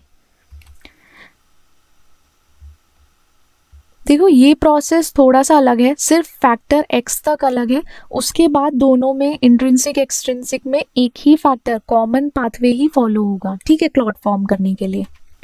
अब देखो जैसे यहाँ हमारा एक्स फैक्टर हो गया, 5th की प्रेजेंस में हमारा एक्स फैक्टर क्या करेगा, प्रोथ्रोम्बिन को थ्रोम्बिन में कन्वर्ट करेगा और फिर हमारे थ्रोम्बिन का क्या काम होगा, थ्रोम्बिन हमारा फिब्रिनोजन को फिब्रिन में कन्वर्ट करेगा। फिब्रिन का काम क्या होगा, ये ना एक नेटवर्क बनाएगा, नेटवर्क बना के क्या करेगा, उसमें आरबीसी को कलेक्ट कर लेगा, इकट्ठा कर लेगा, प्लेटलेट्स कलेक्ट कर लेगा, एक ट्रैप बनाएगा। नेटवर्क बनाने के बाद उसको क्या करेगा, वो एक क्लॉट फॉर्मेशन हो जाएगी। यहाँ पे जो है हमारी ये क्लॉट फॉर्म हो गया है। क्लॉट फॉर्म होने के बाद जो हमारा ये 13A फैक्टर जो है ना, वो क्रॉस लिंक हो जाएगा हमारे फिब्रिन क्लॉट के साथ, ये हमारे क्लॉट के साथ लिंक होगा और इसको क्या करेगा, थोड़ा स्ट्रेंथ प्रोवाइड करेगा कि जिससे ये स्ट्रांग हो। ऐसा ना हो कि जैसे हम इंजरी पे इसको जाके, जैसे हमारा बॉडी ये क्लॉट बनाएगा और वो वहाँ जाके क्या हुआ, डिसॉल्व हो गया, पिघल गया, तो कोई फ़ायदा नहीं होगा, ठीक है। अब जैसे यहाँ इंट्रिंसिक पाथवे देख लो, इंट्रिंसिक पाथवे में हमारा फैक्टर 12 का एक्टिवेशन होगा। जब हमारा ब्लड कांटेक्ट में आएगा एक नेगेटिवली चार्ज सरफेस के, तो हमारा इवेंचुअली क्या होगा, फैक्टर 12 एक्टिवेट हो जाएगा। जब फैक्टर 12 एक्टिवेट, फिर फैक्टर 12 जाके किसको एक्टिवेट करेगा, 11 को एक्टिवेट करेगा। 11 क्या करेगा, फिर किसको एक्टिवेट करेगा, 9 को, किसके साथ मिलकर, कैल्शियम के साथ मिलकर, ठीक है। फिर फैक्टर 8 एक्टिवेट होगा, ठीक है, को फैक्टर की तरह हमारा काम करेगा ये 8, और किसके थ्रू हेल्प, मतलब एक्टिवेट हुआ 8 हमारा 9 के थ्रू। और ये जो लास्ट है इसका इंट्रिंसिक का क्या है, ये फैक्टर एक्स को एक्टिवेट कर देगा। वहाँ पे कहाँ तक पहुँचना है इंट्रिंसिक पाथवे में, हमें फैक्टर एक्स तक, और फिर दोनों पाथवे सेम वर्क करेंगे। जैसे यहाँ एक्सट्रिंसिक पाथवे है,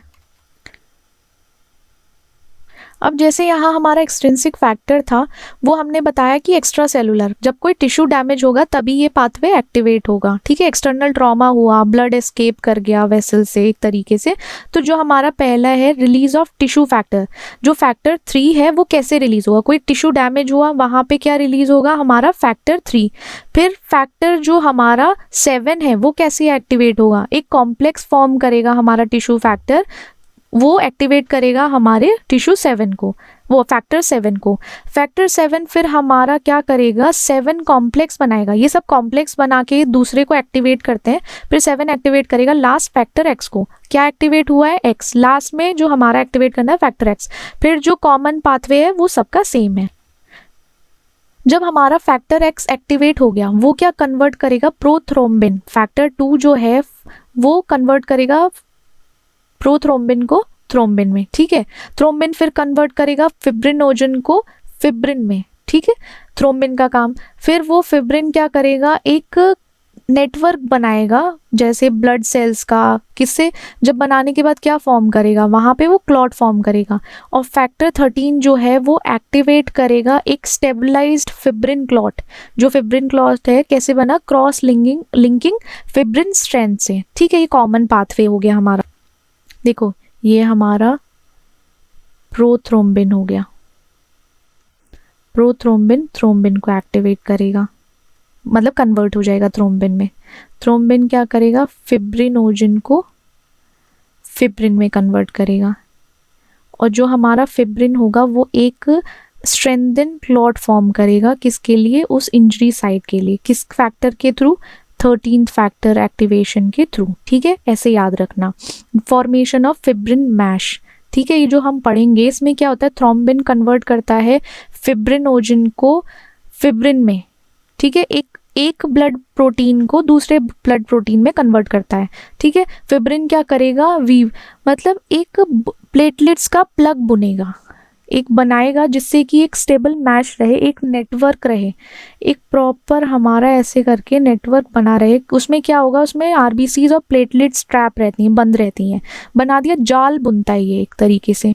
मैश मतलब जैसे सीव होती है, छन्नी होती है, इस तरीके का एक क्लॉट फॉर्मेशन होता है। वो कहाँ जाके सील करता है, उस वुंड को सील कर देता है। ठीक है, जब तक कि ब्लड वेसल्स जो है, ये टेम्परेली काम करता है जब तक कि ब्लड वेसल हमारी परमानेंटली रिपेयर ना हो जाए। फिर क्लॉट रिट्रैक्शन होता है और रिपेयर होता है। उसमें क्या होता है, क्लॉट रिट्रैक्शन से ध्यान रखो, जैसे हमारी ब्लड वेसल्स डैमेज हुई थी तो वो क्या करेगा, दो एजेस को ना पास में लाने की कोशिश करेगा, एक दूसरे के करीब आएंगे, ज़्यादा कुछ सोचो नहीं। ठीक है, उसमें ब्लड वेसल्स करीब आएंगे तो जिससे कि हीलिंग प्रोसेस स्टार्ट होगा। तब क्या होगा, वो क्लॉट जो है वो ब्रेक होगा, हमारा क्लॉट टूट जाएगा। वो क्या होगा, बॉडी में एब्जॉर्ब हो जाएगा। जब वेसल्स एक बार हील हो जाती हैं तो क्लॉट क्या होता है, वो टूट जाता है, ब्रेक डाउन हो जाता है, और हमारी बॉडी उसको एब्जॉर्ब कर लेती है। हमारी बॉडी कुछ भी वेस्ट नहीं करती। सीखो कुछ हमारी बॉडी से। ये जो हमारा प्रोसेस है ना कोएगुलेशन का, ये प्रोसेस हमारी बॉडी को तभी बनाना होता है जब ज़रूरत होती है, ज़रूरत के समय ही काम आता है। देखो कितनी अच्छी बात है ना कि हमारी बॉडी ज़रूरत के समय काम आ रही है। ये क्लॉट बना दो, बेचारे को चोट लग गई है, यहाँ तो लोग धोखा ही दे जाते हैं। ठीक है, तो जब इसकी ज़रूरत नहीं होती तो ये डिज़ोल्व हो जाता है, ब्लड के स्ट्रीम में वापस चला जाता है। ठीक है, ब्लड ग्रुपिंग कैसे होती है, ब्लड ग्रुपिंग की क्लासिफिकेशन हम कैसे करेंगे, जैसे हम अपने पेरेंट्स से कुछ ना कुछ इनहेरिट करते हैं, वैसे ही हम यहाँ एंटीजेनिक सब्सटेंस का इनहेरिट करेंगे। ठीक है, वो सब्सटेंस प्रेजेंट भी हो सकता है, एब्सेंस भी हो सकता है। किस पे प्रेजेंट होगा, हमारे आरबीसी सेल्स के ऊपर, उसके बेसिस पे हमारा ब्लड ग्रुप डिवाइड होगा। ठीक है, उसमें एंटीजेंस हमारा कुछ भी हो सकता है, प्रोटीन, कार्बोहाइड्रेट, ग्लाइकोप्रोटीन्स, ग्लाइकोलिपिड्स, ये ना डिपेंड करता है हमारे ब्लड ग्रुप सिस्टम पे। जो दो मोस्ट इंपॉर्टेंट हमारे ब्लड ग्रुप हैं, एक तो एबीओ सिस्टम से हम पढ़ेंगे और एक होता है हमारा आरएच सिस्टम। ठीक है, ये दोनों सिस्टम ब्लड ग्रुपिंग में काम आते हैं। सबसे पहले हम एबीओ ग्रुप ब्लड सिस्टम पढ़ेंगे। एबीओ ब्लड ग्रुपिंग सिस्टम बहुत इंपॉर्टेंट है और इसका क्लासिफिकेशन कैसे होता है कि इसमें ट्रांसफ्यूज करते हैं। ठीक है, ट्रांसफ्यूजन ऑफ मेडिसिन। इसमें क्या चेक करते हैं हम, कंपैटिबिलिटी चेक करते हैं, जैसे कि कोई ब्लड ट्रांसफ्यूजन हो रहा है कि हमारा ब्लड ग्रुप कंपैटिबल है या नहीं दूसरे के ब्लड ग्रुप को लेने के लिए। हाँ, ऑर्गन ट्रांसप्लांट जब होता है तब भी हमारा ब्लड ग्रुप चेक किया जाता है, क्योंकि हमारी बॉडी में ना एक सिस्टम है, अगर उसको लगेगा ये हमारे जैसा नहीं है, ये ए जैसा नहीं है, तो क्या करेगा, वो कैंसिल कर देगा, और ए जैसा होगा तो सेम हो जाएगा। तो ये हमारा ब्लड ग्रुप सिस्टम ऐसे वर्क करता है एबीओ का। ये किसने डिस्कवर किया था, ये कार्ल लैंडस्टीनर ने 1901 में डिस्कवर किया था। उन्हें नोबेल प्राइज भी मिला था फिजियोलॉजी और मेडिसिन में। ठीक है, हम यहाँ देख रहे थे कि ये ब्लड में जैसे कैसे सिस्टम आरबीसी हमारा कैसे डिटरमाइन करेगा कि कौन सा ब्लड ग्रुपिंग सिस्टम है। आरबीसी के सरफेस पे ना एंटीजेंस प्रेजेंट होते हैं, इस टाइप से कुछ एंटीजेंस प्रेजेंट होंगे, वो हम इनहेरिट करते हैं। ठीक है, और उसके साथ साथ ही एंटीबॉडीज़ भी होती हैं, हमारे प्लाज्मा में एंटीबॉडीज़ भी रहती हैं। हमारे जो 4 मेन टाइप के जो ब्लड ग्रुप सिस्टम है एबीओ में, ये सिस्टम हम कैसे करते हैं, देखो जैसे यहाँ पर हमारा एबीओ सिस्टम में हमारा एक ए होगा blood group, B blood group, A B blood group और ओ ब्लड ग्रुप।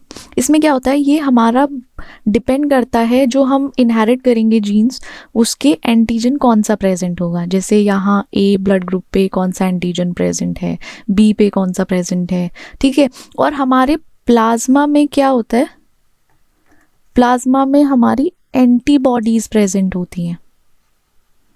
इसको ना हम बहुत सिंपल वे में पढ़ेंगे, मैं आपको फिगर के हिसाब से बताती हूँ। ये हमारा ब्लड ग्रुप सिस्टम है, हमारा ए बी ओ, ठीक है। ये हमारा जो आरबीसी सेल है इसके सरफेस पे एंटीजन्स प्रेजेंट हैं। ए ब्लड ग्रुप है तो उस पे ए एंटीजन ही प्रेजेंट होगा, बी ब्लड ग्रुप है तो उसके आरबीसी पे बी एंटीजन प्रेजेंट होंगे, और ए बी में क्या होगा, दोनों एंटीजन प्रेजेंट होंगे, ए और बी। और ओ हमारा उस पे कोई एंटीजन नहीं होगा, वो खाली रहेगा, ठीक है। एंटीबॉडीज क्या होंगे, एंटीबॉडीज जो प्लाज्मा में प्रेजेंट होंगे, हमारे एंटीजन ए है तो किससे फाइट ऑफ करेगा, वो एंटी बी होगा, बी को नहीं लेगा, ठीक है। सेम हमारे बी ब्लड ग्रुप में किससे फाइट ऑफ करेगा एंटीबॉडीज, एंटी ए से, ये मतलब एंटी ए है उसके अगेंस्ट है ए के। ए बी में कुछ नहीं है, नन है, और ओ में दोनों ही एंटीबॉडीज होती हैं, चाहे एंटी ए और एंटी बी, ठीक है। ऐसे आप बहुत easily ABO blood group system को याद कर सकते हो। देखो यहाँ एंटीजन एंटीबॉडीज है, एंटीजन जो है हमारे आरबीसी के सरफेस पे होता है, और प्राइमरी एंटीजन्स जो होते हैं हमारे ए और बी होते हैं, मेन जो होता है हमारा ए बी होता है। और एंटीबॉडीज क्या होते हैं, ये हमारे प्लाज्मा के अंदर प्रेजेंट होते हैं, जो एंटीजन एक स्पेसिफिक एंटीजन से रिएक्ट करते हैं। जैसे एबीओ सिस्टम में हमारा देखो एंटी ए जो है वो किसके अगेंस्ट काम करेगा, वो बी के अगेंस्ट काम करेगा, ठीक है। ऐसे ही क्या होता है, ये एंटीबॉडीज रिएक्ट करते हैं। ब्लड टाइप्स जैसे टाइप ए है, अभी हमने देखा आरबीसी के सरफेस पे ए एंटीजन होगा, एंटीबॉडीज बी होगी, और ये ना सिर्फ ब्लड किससे रिसीव करेगा, टाइप ए से रिसीव करेगा और टाइप ओ से। डोनेट ये ए को करेगा और ए बी को करेगा, ठीक है। बी में क्या होता है, हमने देखा था बी एंटीजन प्रेजेंट होता है आरबीसी के ऊपर, और एंटी ए होता है ए के अगेंस्ट, ठीक है। ये रिसीव करेगा ब्लड टाइप हमारा बी से और टाइप ओ से। डोनेट ये बी और ए बी को ही करेगा। और आप देखोगे आप बहुत इजीली याद कर सकते हो, जैसे ए बी है और आप ए बी को अगेंस्ट कैसे कर सकते हो। देखो ए बी में दोनों ही एंटीजन प्रेजेंट होंगे, एक फैमिली में दोनों ही आ गए, ठीक है, फैमिली की तरह करो। बी फैमिली में बी ही एंटीजन रखेगा, किसके अगेंस्ट हो जाएगा, ए फैमिली के, इस टाइप से याद रखने के लिए। और एंटीबॉडीज जो हैं ए बी में कोई एंटीबॉडी नहीं होती, ठीक है।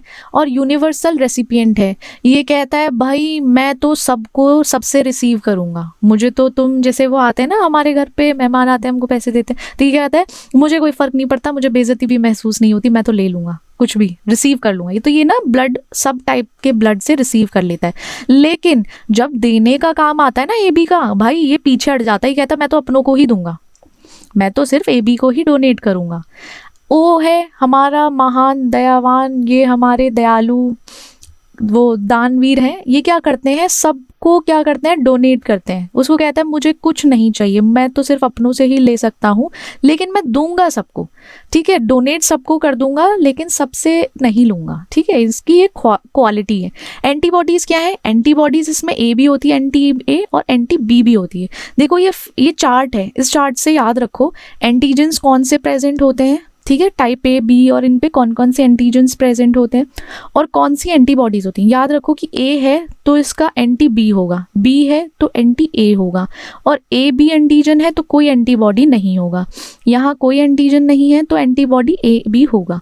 रिसीव किससे कर सकता है वो हम देख चुके हैं, ए से टाइप ओ से, बी हमारा बी से और ओ से, और ऑल टाइप ये सबसे रिसीव करेगा लेकिन देगा सिर्फ अपनों को, ठीक है।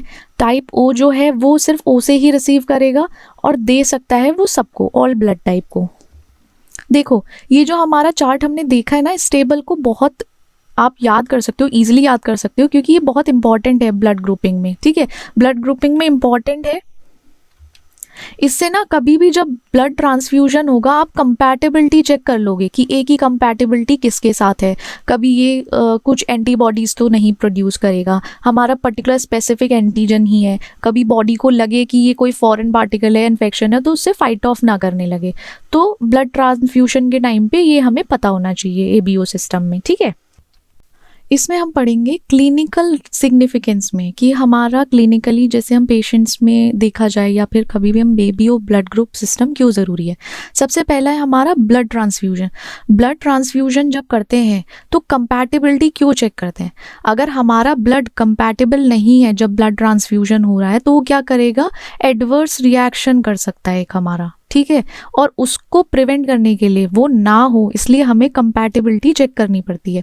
अगर वो ब्लड ग्रुप कंपैटिबल नहीं होता ना, तो वहाँ पे हीमोलिटिक ट्रांसफ्यूजन रिएक्शन हो जाता है, मतलब हमारे आरबीसीज ना डिस्ट्रॉय करना शुरू कर देते हैं, ठीक है। और रेसिपिएंट में क्या होता है, जो रिसीव कर रहा है ना उस ब्लड को ट्रांसफ्यूजन के टाइम पे, तो वो क्या करते हैं, उसके ब्लड सेल्स, जैसे ये रेसिपिएंट है हमारा, इसके जो आरबीसी होंगे वो आरबीसी क्या करेंगे, डोनर के आरबीसी से फाइट ऑफ करना शुरू कर देंगे, उनको डिस्ट्रॉय करना शुरू कर देंगे। तो इसलिए हमें कंपैटिबिलिटी चेक कर लेनी चाहिए पहले ही कि हमारा जो ब्लड ग्रुप है रिसीवर का वो डोनर से मैच करता है या नहीं।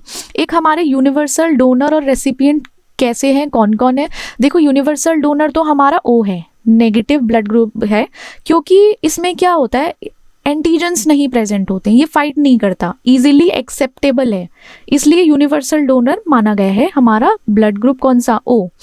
वहीं पे यूनिवर्सल रेसिपिएंट हमारा ए बी पॉजिटिव है, क्योंकि ये क्या करता है, इसमें एंटी ए और anti B, anti R H antibodies हैं ही नहीं, तो ये क्या करेगा, फाइट ऑफ नहीं करेगा, ये इजीली एक्सेप्टेबल है, ये एक्सेप्ट हो जाता है और ये इजीली एडजस्टेबल है, तो कुछ फाइट नहीं होता इसमें। हमारा यूनिवर्सल रेसिपिएंट हमारा ए बी माना जाता है।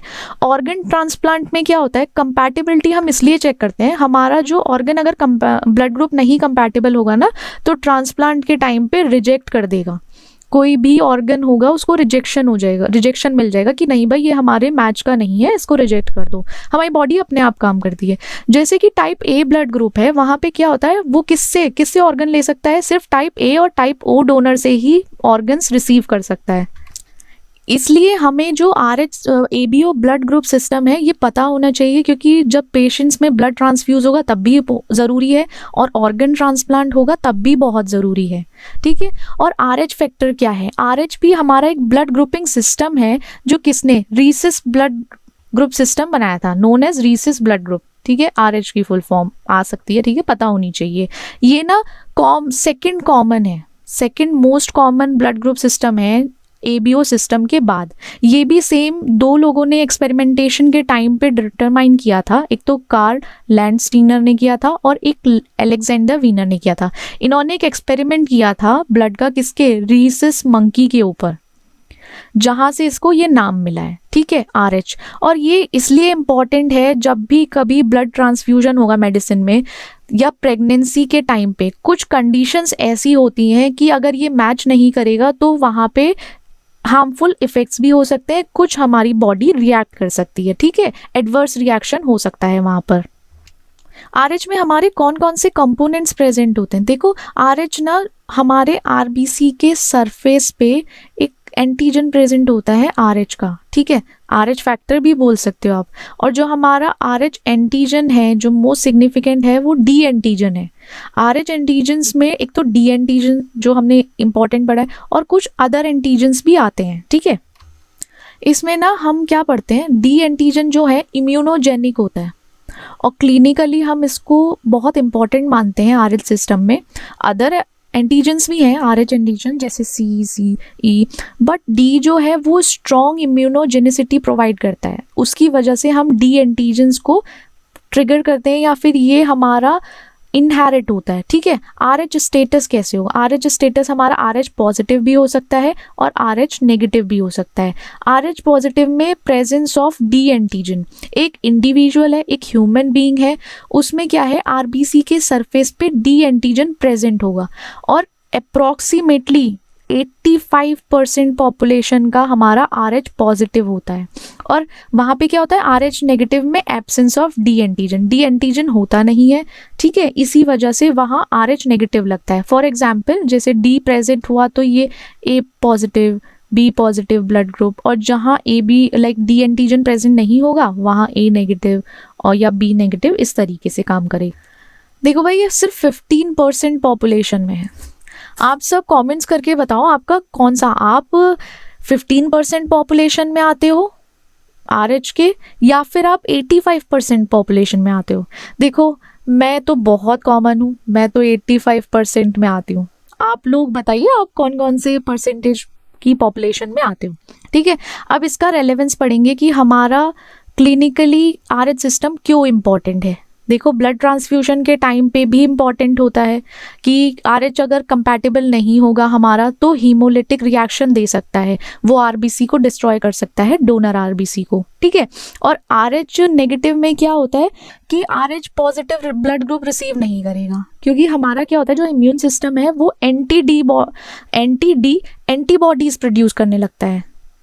समझ रहे हो, वहाँ पे एक सिस्टम था ABO सिस्टम में, यहाँ पे हमारा जैसे मेरा RH पॉजिटिव है और मैं किसी RH नेगेटिव का ब्लड ग्रुप ले रही हूँ या ब्लड ले रही हूँ, दोनों A है, ठीक है, A है, बट एक पे पॉजिटिव है एक पे नेगेटिव है, लेकिन हमारा इम्यून सिस्टम को क्या लगेगा ये जो RH है ये दूसरा है, तो ये क्या करेगा एंटीबॉडीज प्रोड्यूस करना शुरू करेगा। ये ना क्या जो ट्रांसफ्यूज RBC है जो हमने किसी और से लिया है उसके अगेंस्ट काम करना शुरू कर देगा, वहाँ अटैक करना शुरू कर देगा। इसलिए जो हमारा ब्लड ट्रांसफ्यूजन में RH कंपैटिबिलिटी भी ज़रूरी है। ABO कंपैटिबिलिटी तो है बट हमें RH का स्टेटस भी चेक करना है। यूनिवर्सल डोनर में RH सिस्टम में कौन सा है, ठीक है, RH negative can be given to both. RH negative जो होगा वो दोनों को दिया जा सकता है, एडजस्टेबल होता है हमारा, नेगेटिव पॉजिटिव में भी चल जाएगा और नेगेटिव में भी। लेकिन क्या होता है जो हमारा RH पॉजिटिव इंडिविजुअल है वो भी दोनों से ले सकता है। देखो ये चीज़ है याद रखने के लिए ना, जैसे हमारा RH पॉजिटिव है वो नेगेटिव और पॉजिटिव दोनों को दे सकता है, नहीं RH सॉरी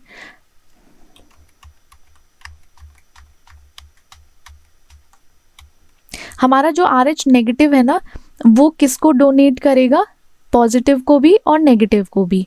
और वहीं पे जो हमारा RH पॉजिटिव है वो किससे रिसीव करेगा, पॉजिटिव से भी और नेगेटिव से भी, ठीक है। नेगेटिव वाले सबको नेगेटिविटी दे देंगे लेकिन पॉजिटिविटी वाले सब कुछ ले लेते हैं कि ठीक है जो देना है दे दो, नेगेटिविटी भी दे रहे हो दे दो, ठीक है। इस तरीके से प्रेगनेंसी में क्यों कंसिडर करते हैं, प्रेगनेंसी में इसलिए कंसिडर करते हैं अगर जैसे कोई विमेन है वो RH नेगेटिव की हुई, जैसे मदर का जो ब्लड ग्रुप है वो RH नेगेटिव हो गया, उसमें RH जो हमारा फैक्टर है वो नेगेटिव है, और वहीं पे जो बेबी है वो पॉजिटिव हो गया, तो मदर के जो बॉडी है ना वो क्या करेगी, एक एंटीबॉडीज प्रोड्यूस करेगी अपने ही फीटल के अगेंस्ट। ये होता है, ये नॉर्मल प्रोसेस है हमारी बॉडी का। इसलिए क्या होता है जो बेबी का ब्लड होता है ना वो RH सेंसिटाइजेशन हो जाता है वहाँ पे, तो इसलिए पर्टिकुलरली ये RH बहुत कंसर्न है बेबीज़ में कि अगर मदर हमारी RH नेगेटिव होगी तो बेबी अगर पॉजिटिव हुआ वहाँ पे क्या करेगा, बेबी के RBCs को डिस्ट्रॉय करना शुरू कर देगा, फीटल RBCs के अगेंस्ट एंटीबॉडीज प्रोड्यूस करेगा। और वहीं पे क्या होता है ये बचाने के लिए, प्रिवेंट करने के लिए क्या करते हैं, प्रेग्नेंट विमेंस में क्या होता है RH इम्यूनोग्लोबिन्स के इंजेक्शंस लगते हैं कि जिससे वो फीटल को कोई हार्म ना करें, विमेन की बॉडी, प्रेग्नेंट विमेन की बॉडी कुछ भी हार्म ना करे, इसलिए उनको RH इम्यूनोग्लोबिन्स के इंजेक्शंस लगते हैं। ब्लड ट्रांसफ्यूजन या फिर ट्रांसफ्यूजन और उसका इम्पॉर्टेंट, ब्लड ट्रांसफ्यूजन एक मेडिकल प्रोसेस है हमारा जिसमें या तो हम ब्लड ट्रांसफ्यूज करेंगे रिसीवर के, रेसिपिएंट को, या फिर कोई भी ब्लड का कंपोनेंट हम उसको, या फिर बॉडी फ्लूइड का जो भी कंपोनेंट होगा हम उसको उसके सर्कुलेटरी, रेसिपिएंट के सर्कुलेटरी सिस्टम में देंगे, डोनर से रेसिपिएंट के पास जाएगा। ये ना एक क्रूशियल टेक्निक है या ट्रीटिंग टेक्निक है। जैसे किसी को बहुत ज़्यादा ब्लड लॉस हो गया है, किसी के बॉडी में उसको एनीमिया है, समझ लो ब्लड की कमी है, ठीक है, या क्लॉटिंग डिसऑर्डर हुआ, कोई ऐसी डिजीज़ हुई जिसने ब्लड सेल का प्रोडक्शन ही कम कर दिया, कि कुछ ऐसा डिजीज, कोविड-19 में आपने देखा होगा जब कोविड हुआ था तो प्लाज्मा ट्रांसफ्यूजन हुआ था, ठीक है, वो भी एक तरीके से ट्रीट करने के लिए ही यूज़ किया गया था।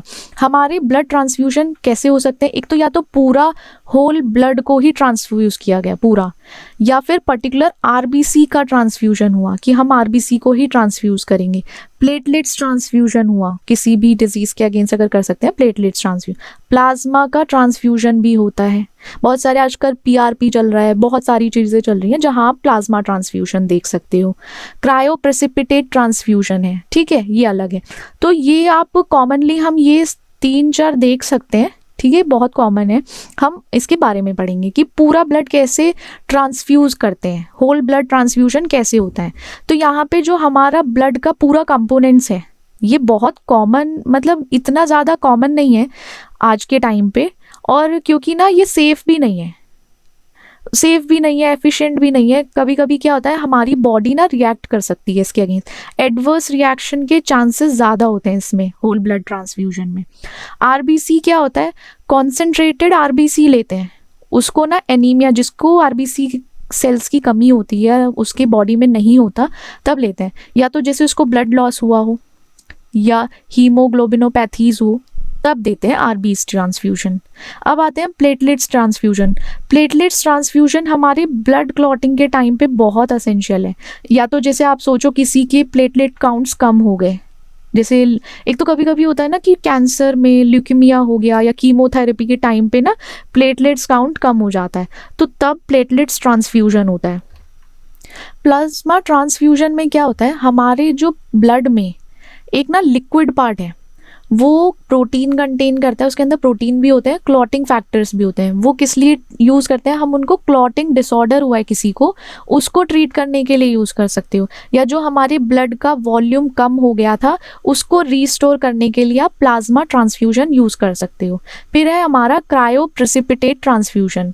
इसमें क्या होता है, जैसे कभी भी क्लॉटिंग फैक्टर की डेफिशिएंसी हो गई, हमें क्लॉटिंग फैक्टर पूरे नहीं बन पा रहे हैं, तब क्रायो प्रेसिपिटेट ट्रांसफ्यूजन होता है। इसमें एक कॉन्सेंट्रेशन फॉर्म में प्लाज्मा को, और जिसमें स्पेसिफिक क्लॉटिंग फैक्टर होता है, वही ट्रांसफ्यूज किया जाता है। इतना कॉमन नहीं है, but still it's in process, use करते हैं लोग, doctors and all.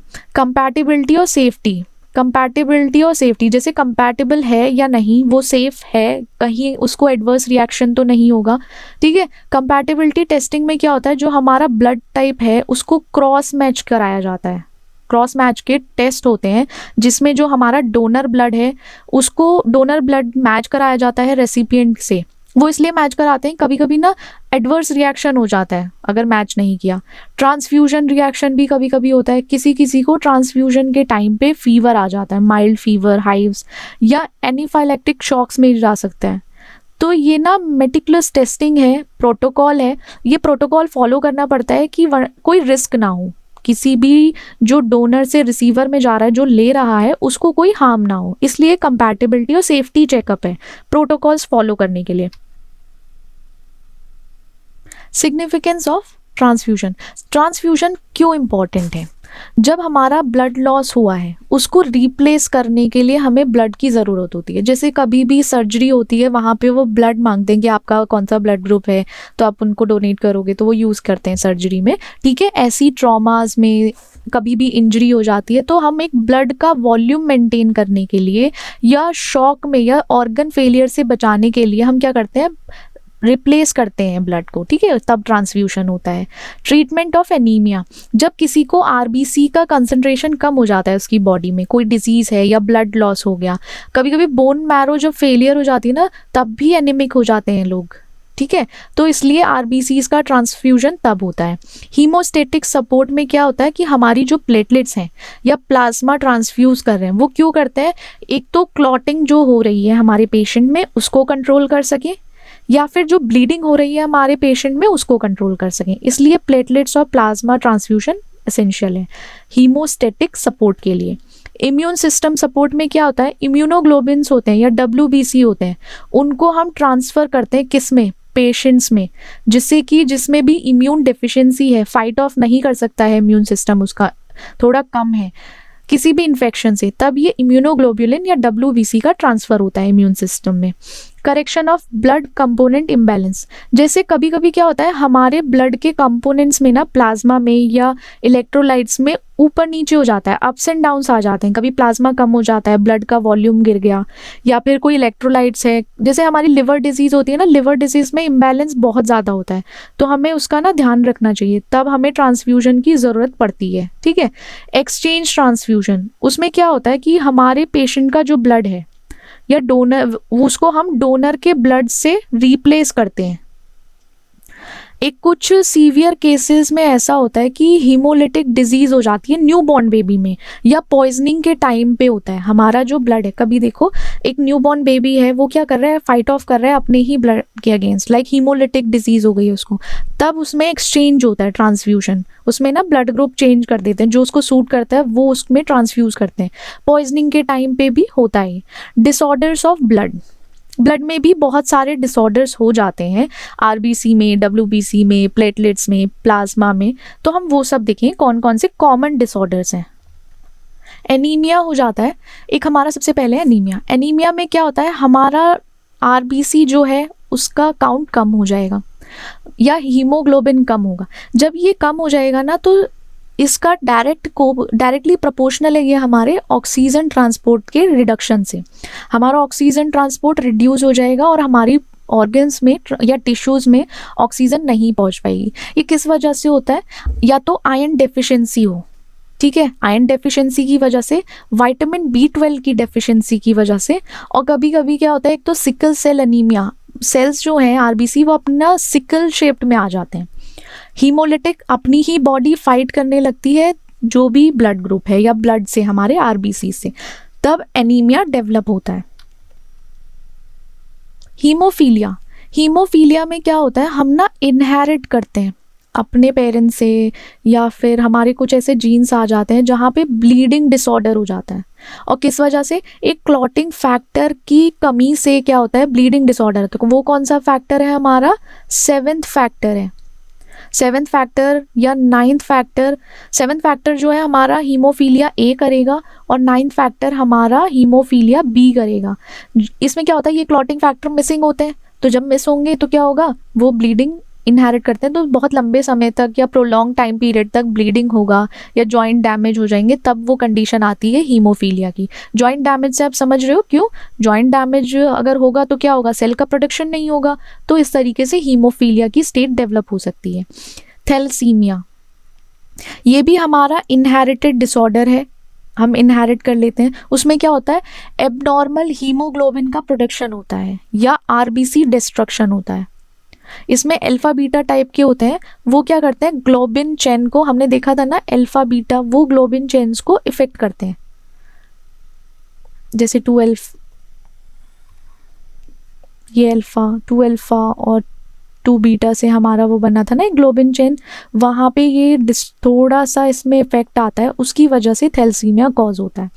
Leukaemia, cancer of blood forming tissues, ये एक कैंसर है। ल्यूकेमिया सबने सुना होगा, कैंसर है जिसमें क्या होता है, हमारे बॉडी में WBC का प्रोडक्शन एबनॉर्मली हो जाता है, एबनॉर्मल स्टेट में पहुंच जाता है, बन रहे बहुत ज़्यादा, एक ओवर रीच कर जाते हैं। या तो एक तो एक्यूट होगा थोड़ा सा, और एक क्रॉनिक हो सकता है।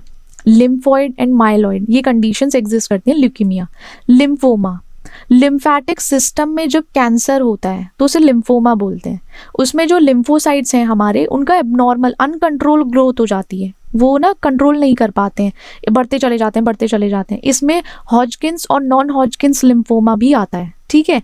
मल्टीपल मायोलोमा, ये मल्टीपल मायोलोमा में क्या होता है, कैंसर जो है प्लाज्मा सेल को अफेक्ट करता है, और वो प्लाज्मा सेल हमारी कहाँ जाती है, बोन को डैमेज करेगी, इम्यूनिटी में गड़बड़ करेगी, और क्या करेगी, जब इम्यूनिटी हमारी गड़बड़ होगी, इन्फेक्शन जो है उसका रिस्क बढ़ जाता है मल्टीपल माइलोमा में। एप्लास्टिक एनीमिया, एप्लास्टिक एनीमिया जो है वो एक रेयर डिसऑर्डर है, बहुत कम लोगों में होता है। हमारा जो बोन मैरो है उसका सिस्टम फेल हो जाता है एक तरीके से, वो सफिशिएंट जितना उसको ब्लड सेल्स बनाने हैं उतना बना नहीं पाता। ये क्यों होता है, एक तो रेडिएशंस के थ्रू जा रहे हो आप, कभी रेडिएशन में, कीमोथेरेपी के कैंसर पेशेंट्स में बहुत कॉमन है ये प्लास्टिक एनीमिया, या कोई ऐसी ऑटो इम्यून डिजीज़ हो गई कि हमारा इम्यून सिस्टम अपने ही अगेंस्ट काम कर रहा है, तब ये प्लास्टिक एनीमिया के चांसेस बहुत होते हैं, बट ये रेयर डिसऑर्डर है, बहुत कम लोगों में होता है। पॉलीसिथीमिया वेरा, इसमें क्या होता है, ये भी बहुत रेयर डिसऑर्डर है, कॉमन नहीं है। इसमें क्या होगा, हमारा ना आरबीसी का प्रोडक्शन जो है एक्सेसिव अमाउंट में होगा, बहुत ज़्यादा आरबीसी का प्रोडक्शन हो गया तो ब्लड की ना विस्कोसिटी बढ़ा देगा, मतलब हमारा जो ब्लड है वो बहुत ज़्यादा गाढ़ा हो जाएगा। जब विस्कस हो जाएगा हमारा ब्लड तो क्लॉट्स बन सकते हैं, छोटे छोटे थक्के से बन सकते हैं। वो क्या करेंगे, हार्ट में जाके या स्ट्रोक कॉज कर सकते हैं, हार्ट अटैक उसकी वजह से हो सकता है, आर्टरीज जैम हो सकती हैं एक तरीके से, ये इस डिसऑर्डर में है। ठीक है, इम्यून थ्रोम्बोसाइटोपिनिया, ये हमारी एक ऑटो इम्यून डिसऑर्डर है, हमारी बॉडी अपने ही अगेंस्ट काम करती है, जिसमें एक तो प्लेटलेट्स काउंट बहुत कम हो जाएगा और ब्लीडिंग का रिस्क बढ़ जाता है, ब्लीडिंग ज़्यादा होगी, और हमारा इम्यून सिस्टम ना गलती से अपनी ही प्लेटलेट्स डिस्ट्रॉय करने में लगा है। मतलब वो एक कहावत सुनी है ना, जिस पेड़ पे बैठो और उस पेड़ पे ही मतलब कुल्हाड़ी से काटे जाओ तो वो ब्रांच टूट जाएगी। ये हमारी बॉडी भी वही काम कर रही है, जहाँ बैठा है कह तो गलती से रहा है, कर तो रहा है ना कुछ काम, तो अपने ही आप इम्यून सिस्टम से प्लेटलेट्स को डिस्ट्रॉय कर रहा है। रेटिक्यूलो एंडोथीलियल सिस्टम, ये हमारा मोनोन्यूक्लियर फैगोसाइट सिस्टम भी बोला जाता है, MPS।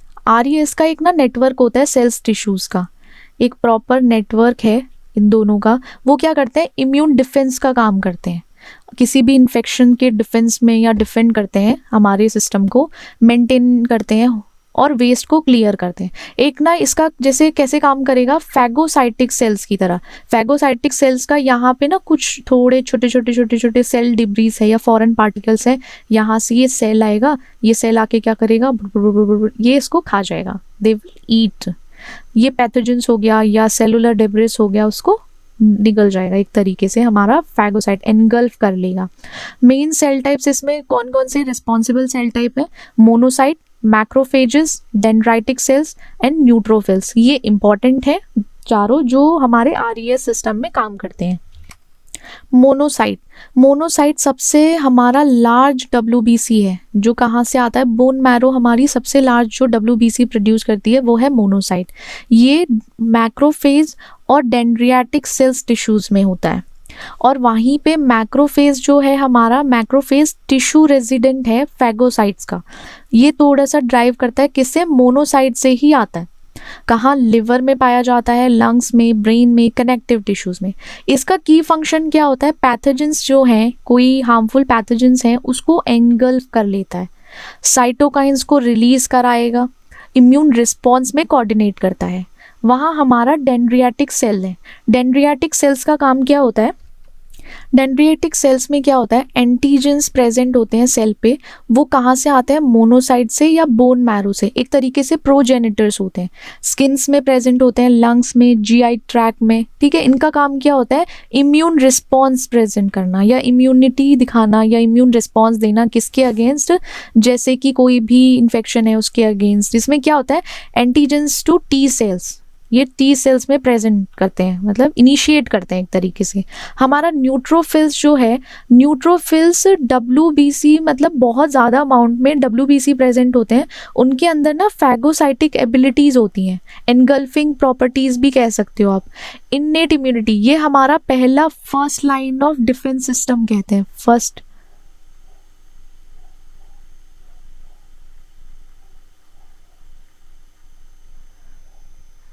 देखो राइटिंग पे मत जाना, ठीक है, समझ आ गया ना। Innate immunity first line of defence होता है हमारा, जो बैक्टीरियल इन्फेक्शन में टेक पार्ट करता है। ट्रेडिशनली देखा जाए ये पार्ट नहीं है हमारे RES का, RES सिस्टम का पार्ट नहीं है। तो अब हम देखते हैं कि फंक्शंस क्या हैं। फंक्शंस वैसे हम पढ़ चुके हैं साथ साथ, लेकिन एक बार इम्यून डिफेंस, ये एनगल्फ करता है और डिस्ट्रॉय कर देता है पैथोजेंस, उसमें बैक्टीरिया, वायरस, पैरासाइट्स कुछ भी हो सकते हैं। डेब्रिस क्लियरेंस, कोई भी हमारे सेल्स का वेस्ट हो या होम्योस्टेसिस मेंटेन करने के टाइम पे कोई भी डैमेज सेल हटाना पड़ा, तब ये उसको क्लियर करने का काम करता है। एंटीजन प्रेजेंटेशन भी करता है इसका फंक्शन, जैसे डेंड्रियाटिक सेल प्रोसेस हुआ तो वहाँ पे क्या करेगा, T सेल को प्रेजेंट करेगा, ठीक है, ट्रिगर करेगा। फिर उसके बाद अडेप्टिव इम्यूनिटी प्रोड्यूस करता है, अडेप्ट कर लेता है इम्यूनिटी को। इन्फ्लामेशन रेगुलेशन, वहाँ पे इन्फ्लामेशन जो हो गई है साइटोकाइन प्रोडक्शन के टाइम पे या रिस्पॉन्स के टाइम पे, उसको मॉड्यूलेट करता है inflammation. Ion recycling, ion recycling कैसे होगी, मैक्रोफेजेस के थ्रू, या फिर जो किस में होगा, स्प्लीन में। हम रिसाइकिल कर देंगे आयन, कहाँ से, WBC से रिसाइकिल हो जाएगा। ये सब चीज़ें हम RES सिस्टम में पढ़ते हैं। ओके